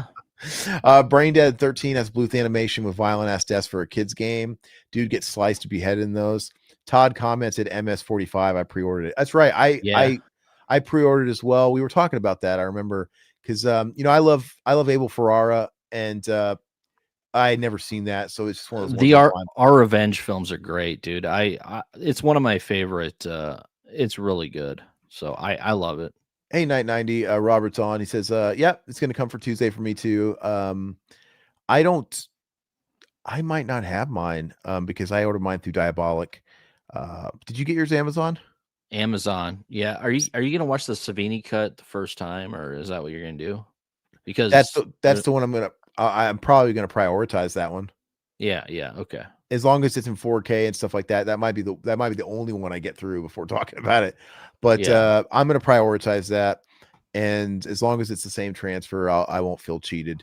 And then so I don't know when mine's gonna come. I know mine maybe mine shipped. Let me see. It shipped. It should be here. Maybe even Monday. Who knows? That'd be cool if I got it early. Let me just double check. Night of the Living Dead, Diabolic. Okay, it's shipped. No, mine's arriving Thursday. Okay. So if that's the case, we might have to do it Friday. I don't know. We'll figure it out. I mean, we could always talk about it, but I won't have a say on it Wednesday. But regardless, okay, let's go ahead and move on. All right. I think the only one on 4K is the unrated. Really? Okay. Really? Oh, look at that. We got Frank Langella, yet another Dracula, a monster invasion. What was a regular Fangoria sneak preview of the newest and hottest horrors and the rise of Hollywood TV. Have you ever seen the Frank Langella No, I Dracula? don't think I have. I've No. never watched it. There's so many people that have played Dracula, and I've never seen it, but I like Frank Langella. You know, obviously of Brain Scan fame, right? Frank Looks Langella. yeah. It also looks like we have Blue Sunshine still up here, which I really like Blue Sunshine. If people haven't seen that, it's Yeah. interesting flick. I thought that was Powder, frankly. It does look like Powder, or the Hare Krishna from Dawn of the Dead. Yeah, exactly. But yeah, so I love Frank Langella. I also like Frank Langella's turn in The Ninth Gate. That's that Roman Polanski movie with have you ever seen that? I remember that. I saw it. I don't remember it though.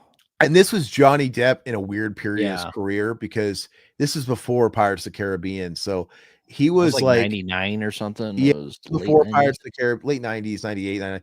And Okay. Johnny Depp was an interesting one because he was obviously in films like Donnie Brasco and but he was doing obscure shit like Dead Man and Ed Wood. He was a very cool actor in those days because Mhm. he was that kind of fringe guy. Then, of course, he became another fucking level. Now he's like the big blockbuster guy with Pirates of the Caribbean. And anyway, he did this movie, and if you've ever seen The Ninth Gate, it's just a wild, slow burn occult movie. And Mhm. it's a slow burn, but I always kind of really liked it. And I watched it a few times. And it's not one of those movies that strikes you as being like, oh, that was amazing, but there's something that keeps coming back. You want to keep coming Yeah. back to it. And I know Roman Polanski is very controversial. I mean, he's a sack of shit, but I didn't know anything about that when I saw The Ninth Gate when I was a kid. Yeah. And do you remember anything about it though? No, I don't. No. It's a wild slow burn, dude. I think you should watch. I think you would like it, and it's totally occultist, and it's pretty evil and it's pretty dark. And Frank Langella is creepy as shit in it. I think. Let's see here. Yeah, Skeletor himself, Frank Langella. Yeah, I don't know if a lot of people know that, but he played Skeletor, which Skeletor looked awesome in that Masters of the Universe He-Man movie with Dolph Lundgren. But yeah, Silhouette. It's no Clown House, which is a good thing because Clown House gave me Powder is better. All right, so let's go ahead and move on. Before he sold his soul to Disney and became a weird drunk, absolutely. And he never left that character behind. He's like always acting like a pirate now. He based Captain Jack Sparrow off of what's his face from the Stones, Keith Richards. And Yeah. then in real life, he walks around dressed and acting like Keith Richards. Now, hey, I'm drunk, and he dresses like him, and he just never ditched it. It's fucking weird, man. But So it looks like they're going through a few different movies here. Patrick, they're going through The Shining, Shockwaves, Vampira. So they're pretty much just doing blurbs on different films. hey, The Shining wasn't out yet. That wouldn't come out till 1980, right? So that's pretty crazy. We were on the eve of a lot of really iconic stuff coming out. This is crazy that this is before The Shining. So Kubrick was Mhm. making The Shining right now, if you read this. And Yeah. The Shining is one of the greatest films of all time. Oh, absolutely. It's just interesting, like going through these pages, and this is before a time before we had some of these game changers out. Because at the time in 1979, the issue itself as they're writing it, Alien's not out yet. I mean, I know it probably Mhm. was. Technically, it was new. Dawn of the Dead had just come out. What in a pre-Shining world, in a pre-Alien world, what was the greatest horror movie at this time? Was it Dawn? Because that was brand new. Texas Chainsaw. Probably Texas Chainsaw was the big daddy, Yeah. but and Exorcist was out. Psycho. I mean, there's Halloween was still new. Like Halloween in 1978 was still too new for it to be. Yeah. It's not. It's it was probably like Hereditary, like, oh, this movie's incredible, and it was a huge hit for an indie movie, but it wasn't baked into the culture yet. So yeah, it was probably something like Psycho. You Yeah. know, uh, interesting. No, and yeah, it's crazy to see the Shining in here because I don't know, like you were saying, this Shining's probably my second or third favorite film of all time. It's brilliant. It's It's an amazing movie, yeah, and I'm ready to amazing. watch that 4K this season if I can. Oh, look, have you seen it yet? Uh-uh. It's one of the best 4Ks you'll ever see, man. It's so good. Yeah. Yeah, I when that 4K came out, I literally had just watched it that week, so I was good for a minute. And then when I opened it, I told you my that steel book that's long out of press, the yellow one. It, when I opened it behind the fucking J card, it was caved in. Oh, I remember you telling me about that. And Yeah. it hurts me to look. I'm like Day. Yeah, I don't know what makes me not even want to drive it. Like the fucking Yeah. rims, dude. It's like I would Baby D fucking or scratch the car with the key. Not Baby D, his baby mama. But Hey, if you want to trade me, I'll trade you the basic bitch one. okay, so look, this is how sick I am. Last year they released, it's not really special anymore because they released yet, they always want to get your money and they want to keep releasing more steelbooks. I bought Yeah. a new steelbook they released. It's a red steelbook with the axe on it. It's not the Mm. but I'm like, I have to have something that doesn't have a huge fucking dent in it. I have to. So I actually bought that. But and I love the yellow one. It's just too bad. But let's see. Hey, what's up, Brandon? How you Hey, doing, Brandon, man? what's up, brother? How's everything going with the new film endeavor? Brandon obviously is the filmmaker behind George A. Romero's Resident Evil. Fantastic documentary. Checked it out. Definitely check it Yeah. out. Let's see here. I said fuck Stephen King. Hold on. The Shining is good, but I guess I don't like it as much as most. Oh, really? No, Uh, it's yeah, to I each saw their it. own. I saw it at the right age, man. Dude, when I saw The Yeah. Shining, I wasn't too young, but I saw it in the 7th grade, I think. And I remember I walked across the street to my friend in the neighborhood's house, and he invited me over to watch it in his basement. He had a little movie set up in the basement, and he had a big screen, which was awesome. Yeah. And I watched it, and by the time it ended, it was pretty late. It was a weekend. It might have been like 11 o'clock at night. And but since he lived right across the street, my parents knew him. It wasn't an issue. But I remember feeling so creeped out that even on the walk home, I walked from his house to mine, just across the street, and Mhm. just looking at the trees blowing. I was so uncomfortable. I was legit scared. And and I went home and I put on like Cartoon Network and I just watched cartoons in bed because I'm like, you ever had to cleanse the palate when you were freaked Oh, out? absolutely. Like I had Absolutely. God bless the Cartoon Network when that came out, where you had Mhm. 24/7 cartoons and you could watch stuff like that at 2 in the morning. Um, I remember Brilliant. in elementary school being obsessed with that film and reading, actually getting the book. I bought the book from a Barnes and Noble or Borders. And of Mhm. course, I wasn't a good reader. I was, a kid, but I tried my best to read that. And then I was excited for the mini series to come out. And I watched the mini series and I convinced myself to like that. But no, the mini series sucked, dude.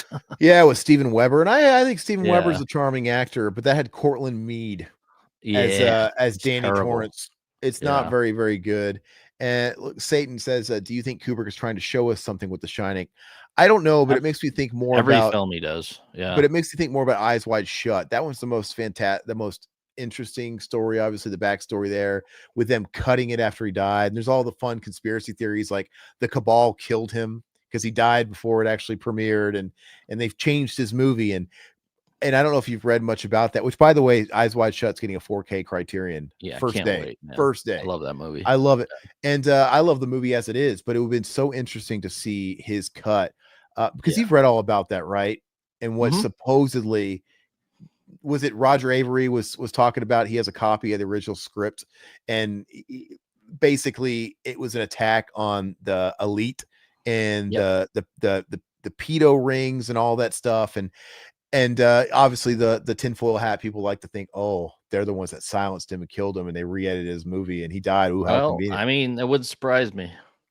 But what do you think about the ending and the way the ending was intended, right? So they're in that toy store or whatever it is, and Mhm. it's him and Nicole Kidman, and you see the daughter walk off with the two men that you've been seeing throughout the whole film in the background at the party or whatever, and she walks off with the two men. And I don't think with the way the current edit is, that's not what they're trying to tell. But I guess in the original vision is, no, Tom Cruise sold his daughter to the cabal, into the Yeah. cult, into the as a sex, like, child ring or whatever. And it's just dark, dude. It's honestly too dark to really kind of go down and live in that world too long. But Yeah. it's if only. I like the movie as it is. I just kind of wish to know that it could have been even more.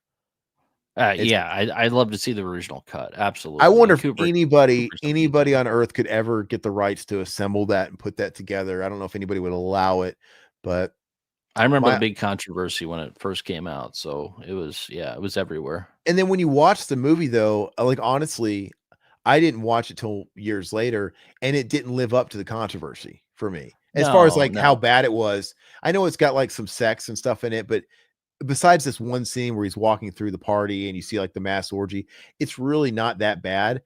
no.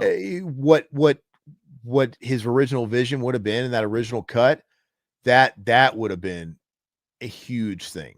But yeah, anyway. Watch the interview that he did with Roger Avery with Quentin Tarantino, where he's talking all about it. It's pretty cool. I'll have to Uh, check that out. yeah, I wanted to see Tom Cruise coom hard into Nicole Kidman. Well, Nicole Kidman is a backseat player in that movie, as it is now. She's really not in it that much, and I think in his original script she had more of a role. Well, they were But married at the time during that movie, I think. yeah, So yeah, they met on Far and Away and got married. yeah, Love Eyes Wide Shut. Can't wait for the Criterion. Me too, dude. yeah, I think if there's any film I could see a director's, fuck Event Horizon. I want to see the Eyes Wide Shut Lost Cut. That's the yeah, one. yeah, Fuck Cabal, the Cabal cut. We did get that one. That made it a much worse movie. I want to see Eyes Wide Shut.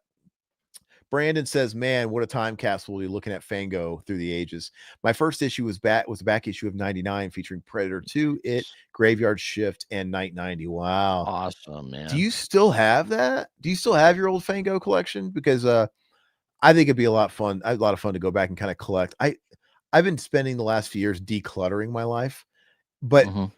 there's other shit I want. Like, no, Aaron, I got to declutter. I don't want more. But I've been so tempted in the last few years to go back and buy all these old magazines I used to have when I was a kid, and like purchase some kind of magazine rack and just have it like in a store, like somewhere. And and not just Fango, but I would like to go back and buy, of all things, Sega Visions. You remember Sega Visions? Oh yeah, I remember The those. Yeah, short-lived Nintendo Power rival, just dedicated to Sega. I had some Sega Visions, and I just want to, you guys know my fetish on smelling. I just want to smell those pages again, and I want to and I just know if I bought them, I come on, I might flip through them once and they'll just like be. But I like the idea of having like a nice little bookshelf, like you would have like in a kid's room, like a nursery, where it can just be yeah, flush against the wall, and you can flip through them just like in a store where they're like all backed. I would love that. And yeah. yeah. I was handed down all the old Fango back issues, and I was Mm, obsessed growing up with them. And I used to rip out the center folds and hang them on my walls. So like all the cool like Friday 13th Part 5, like mm, the shot of like, I don't know, machete in the head, that sort of thing. Like I was obsessed with that shit. So I don't have those issues anymore. Sadly, you know, I don't know what happened to them over the years, but I would love to have them, but they're expensive as hell now, man. So yeah. Yeah, and good call on the Shining Mutineer. He likes the setting. It's almost like you're there sometimes. I think that's yeah, the point. I think that the contained, isolated feel, it really makes. I think the goal is to make you feel like you're trapped in those walls as well, and that's why these types of movies are usually the movies like Alien and hmm, Shining. You really feel that closed in effect, Night of the Living and Dead. Yeah, and it yeah, Night of the Living Dead, and also I think it serves the characters really well because you feel like you're closed in with these characters and you get to know these characters, and absolutely. maybe you pick up on little nuances of each character a little bit more, just like you would if you were locked in a tight quarters with somebody for so long. I love it, man, and I wasn't saying fuck Stephen King. I was referring to what Satan was saying about why Kubrick wasn't trying to say, what he was trying to say in The Shining. Oh Yeah, yeah, like The Shining. Yeah. Basically, because the miniseries was more close to the book and Stephen King's vision, which Stephen King is a guy that doesn't know how to be reined in. He gets carte blanche to kind of do whatever he does because he had pretty good success pretty early on, and they were just throwing bags of money on him to put out whatever. I think they were just approving everything he threw at him, and a lot of his stuff is very unedited. It's pretty fucking wacky, and a lot of stuff in that original book it just wouldn't have been easy to pull off in a film in 1980. Where you have like the hedge maze statues and shit like that come into life and stuff. We didn't have CGI back then. I love Kubrick's vision better. I don't know what to say. Oh yeah, beautiful, man. And obviously Kubrick's movie couldn't exist without Stephen King. So maybe that's what you get when you have someone rein in a vision and edit King's vision. You get what Kubrick did, and you get something even better. I don't know, but what works in a book doesn't work in a film. Pet Sematary is the best adaptation, bar none, of a book that King did to film. That's the least changed. Obviously, they changed some aspects of it. Judd's wife example is next here, but we don't need a scene of his wife jerking off Lewis Creed in the bathtub and making him ejaculate all over himself after a stressful like that. You know what I mean? Like he always would inject weird. Like we don't need that. But anyway, let's see. Go ahead and move on. Okay. I think he was on. Yeah, Satan. I think he was on Alive. Man, it's fun to think about that. I just think it's supposedly he was really pissed too when they cut his film. When they were doing like a test screening or whatever. And I don't know. It's very interesting to think. I think if I was a filmmaker, it would be fun to leave back that kind of legacy where you end off like a tinfoil hat thing. Like, ooh. That's cool because everybody comes back to rewatch it and rewatch it. Thinks about you didn't just like die on the shitter like Elvis. Like, there's potentially motives to how I went. Brandon says, I think ultimately King hates the Kubrick Shining because in his book, Jack is King himself. The book ends with Jack's redemption, whereas the movie doesn't. I always felt King took that personally. Yeah, King is that's a good point, man. King was an alcoholic, cocaine abusing writer. And King always put a lot of writers in his books, and he gets a pass because obviously, like you said, it's metaphorical, it's through his lens. He is a writer, but he also started that cliche of putting a writer as your star of your novel or your movie. Oh, he's been in a lot of those. Yeah. Well, it's so cliche now, but he gets a pass, just like Tony Iommi wrote every riff. So you can't slag him for something sounding stock because, well, he's the one that put it into the stock archive. So you can't get mad at him for writing it and it's sounding stock. But my wife, she reads all those like smutty fucking romance novels that they end up turning into Netflix series that are everywhere. And I remember she's watching that. What's that one that's on the TV right now based off a book? The Summer I Turned Pretty. She's watching that shit. Oh, okay. And I said, let me guess, it's based off a book. And I said, let me guess, she's a fucking writer, isn't she? And she's struggling to get her book done. She's like, yeah. She's like, yeah, they're always writers. I'm like, yeah, I fucking know. They're always fucking struggling writers. It's just, it's absolutely insane. But I don't know. I guess that makes sense. I kind of always felt maybe Stephen King felt upstaged because usually they don't usually do his stuff justice.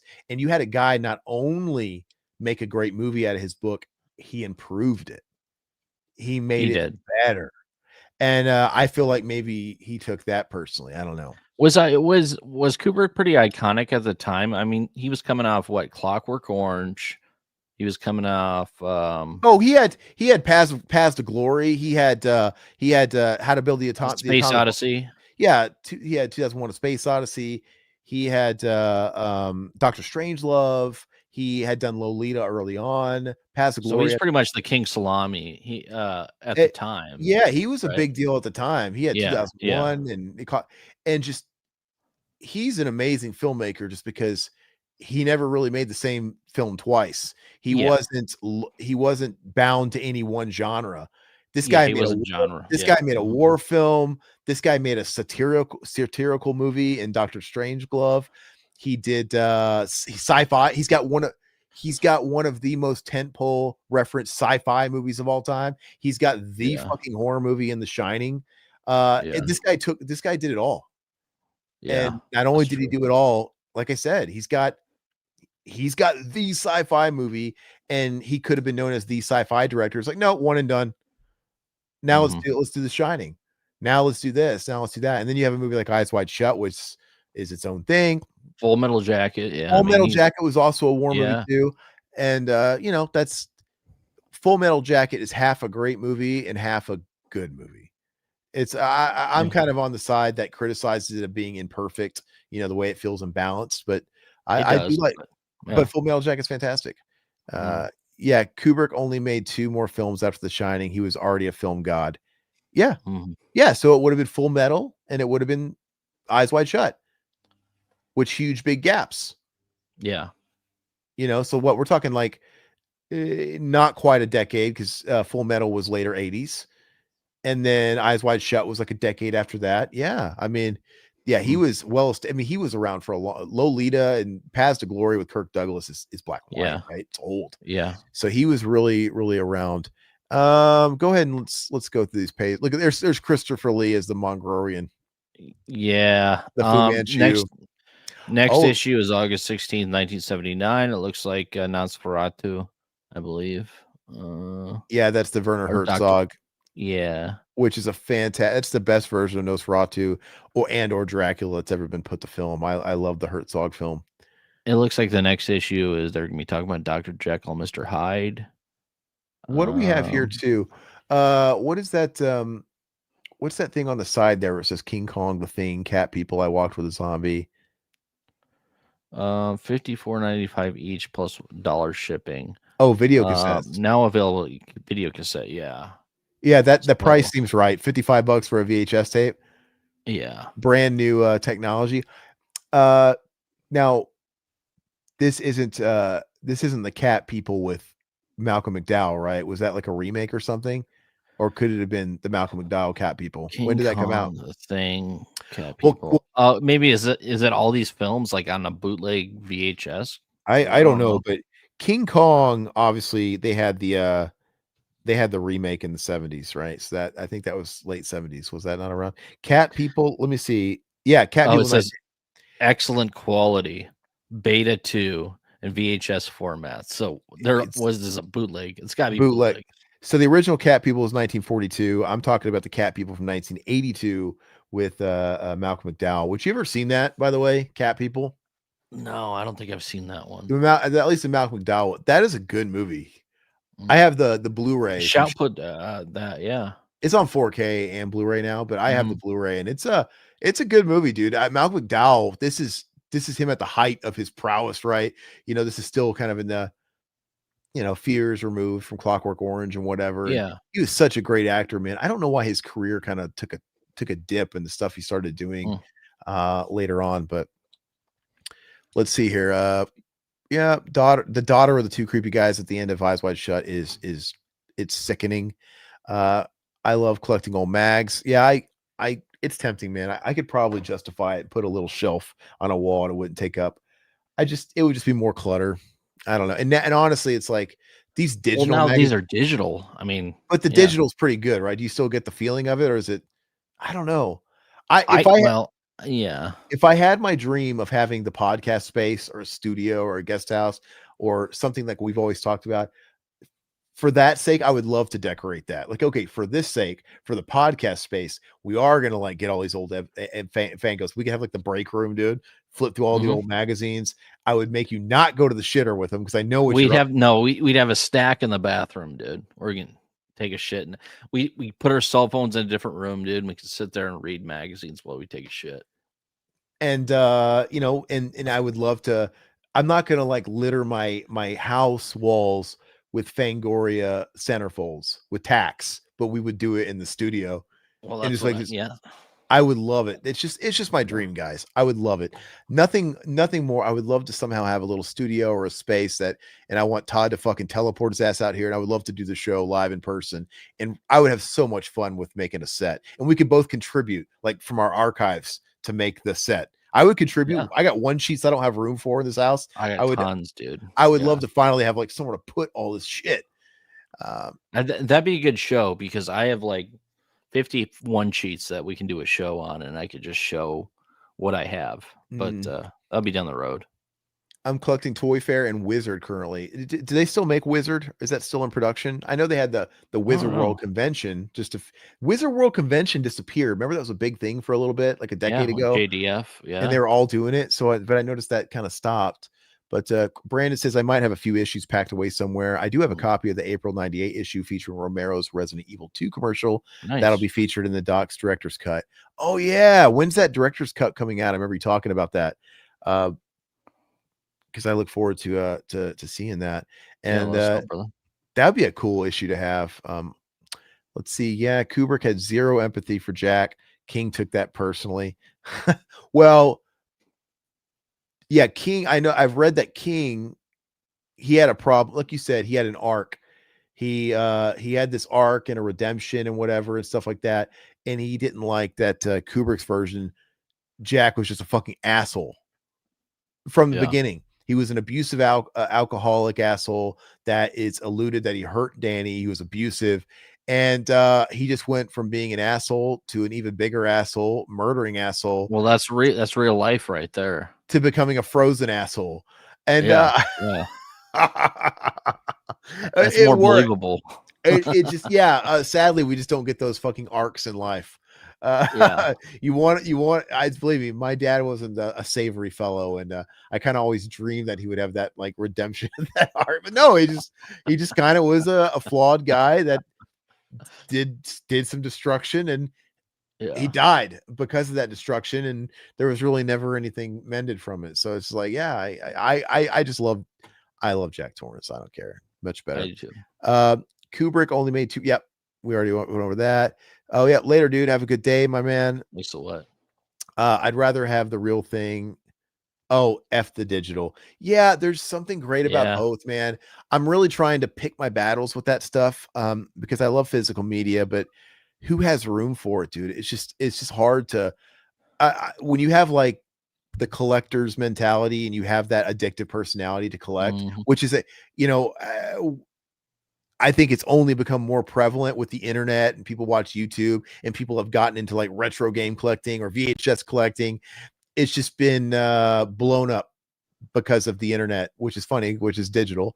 And who has room for it? I've been pickier and shit the past 2-3 years because there's so much stuff coming out now. There's everybody trying to get your money now, and there's so many there's companies with multiple licenses that are licensed with multiple companies, versions of things, and it's all so good these days. The quality is so great because they know who they're marketing. They're marketing to all the people that are our age that grew up with certain things that now have money to waste. We have jobs. We don't have to bother mom and dad to buy me this, buy me that, and I made the conscious decision to get out of the toy game because I loved collecting toys, and it just got so overwhelming where it's like, I don't have the space for this stuff. I'm keeping some of it, but I've got to get rid of all. It just takes up so much space, especially when you feel pressured to hold on to boxes. It's like, the resale value. If I ever want to resell you with the box, and I have tons in my shed. Yeah, I get it.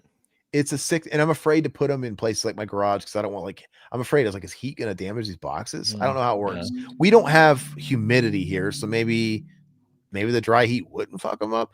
I don't know, but anyway, I have films. I've gotten into record collecting. Obviously, I decided, you know what, those bring me more happiness. I'm not playing toys. I'm not listening to toys, and I don't have room to display all the toys. And honestly, the ones that I did have on display, I was taking it for granted. You don't really stop and really appreciate it. You stop after a while. You just kind of get used to it being there. And it's a talking piece. People come to your house. Oh, look at that. I don't really give a shit what other people think. So it's like, I'm not really getting anything out of that arrangement. But yeah. So do I want magazines? Do I want to go down that new aisle of this illness? And the answer is, if we had our studio space. No, if we had a studio space, or I had that space, I would 100. Then you want to watch a guy go ham, like, all right, now game on. One sheets, buy the one sheets. Well, you get the magazine rack, dude. The metal magazine rack you can flip around, dude. I would Yeah, absolutely. But yeah. I'll leave it for something to strive for, because that is my dream. I will have it. And anyway, back issues. The ended in 20. Oh, Wizard ended in 2011. Wow. Oh, Wizard's a gaming magazine? I thought it was a comic. I thought it was comic-y magazine. A nerd thing. You like how I talk about nerds as if it's a Wizard. race of I people? mean, Yeah, I didn't remember figure out when Starlog ended. I don't know. people collect those stupid NFTs. I would never do it. I think Roger Averill is full of it regarding Eyes Wide Shut. He could be. I don't know. But it's like I said, it's fun lore to leave off on. Is that the last page? Starlog ended in 2009. Yes. Well, I think we're talking about Wizard. I know, but I was looking at Starlog right here. This is the last page. Yep. Okay. All right, cool. Let's go back to full screen for a bit here. So that was cool, man. I want to go through issue 2 as well. I think it'll be fun kind of going through history with all that stuff. And I'm looking forward to when we get into the early 80s when Freddy rears his head. Because how much did Freddy dominate Fango? And when you had a guy like Freddy and Jason, because we're pre-Jason, we're pre-franchising out Halloween, so we weren't. 80s was franchise culture where it's like sequels. Yeah. And so I have to imagine Freddy and Jason were all over a lot of covers because they were annualized movies. Well, I don't know about Freddy. I had a lot of the Friday 13th ones, so I know that dominated for a long time. Yeah. So I'm looking forward to jumping into some of these later ones or later 80s. Yeah. So, well, thank you guys. I think we're going to call it there. Happy Friday. Want to remind everybody else as well. Wednesday, we did a awesome showdown between the filmographies of Eli Roth and Rob Zombie, two directors I feel are very much contemporaries. They kind of had their rise at the same time, and their careers kind of took similar paths as far as how I feel in the quality of their work. That was a really, really fun chat. So check that out. And then obviously we're doing the Alien Earth coverage every single week. We have episode 7. We have that recap up as well. We do those every Tuesday right after the episode airs. And yeah, next week is the big finale. So tune in Tuesday for that. And next week, what are we doing? We are going to cover Night 90. TBD on whether that's going to be Wednesday or Friday, because I don't know if I'll have my copy yet. Tales from the Crypt. Wednesday, we're doing a double dose of Tales from the Crypt, Tales from the Dark Side live stream commentary. I don't remember which episodes we're on, but you can check out the last one we did if you want to get caught up. But we'll let you know before then. And then Friday, we hope to do another Fango hangout. We'll see. But that's it, guys. Thank you so much. Like, subscribe, sub. If you want to be a member and give us a couple bucks, it won't go unnoticed. You'll get access to our members only streams, our film commentaries, of which the last one we did was Cabin Fever, but there's quite a few up there. And we have to do another one the week after next. So the week after next is going to be member week, where we're going to be doing our next members only film commentary. But be on the lookout for all that stuff. Later, guys. Bye. See you. Big thanks to the Revival House family. Your loyalty fuels our obsession with horror and lets us uncover the darkest, most twisted gems just for you. If you're not a member yet, consider joining the cult today. You'll get early access to videos, exclusive content, and behind-the-scenes scares you won't find anywhere else. Until next time, this is Revival House, your home for horror, and remember, we'll leave the house lights off for you.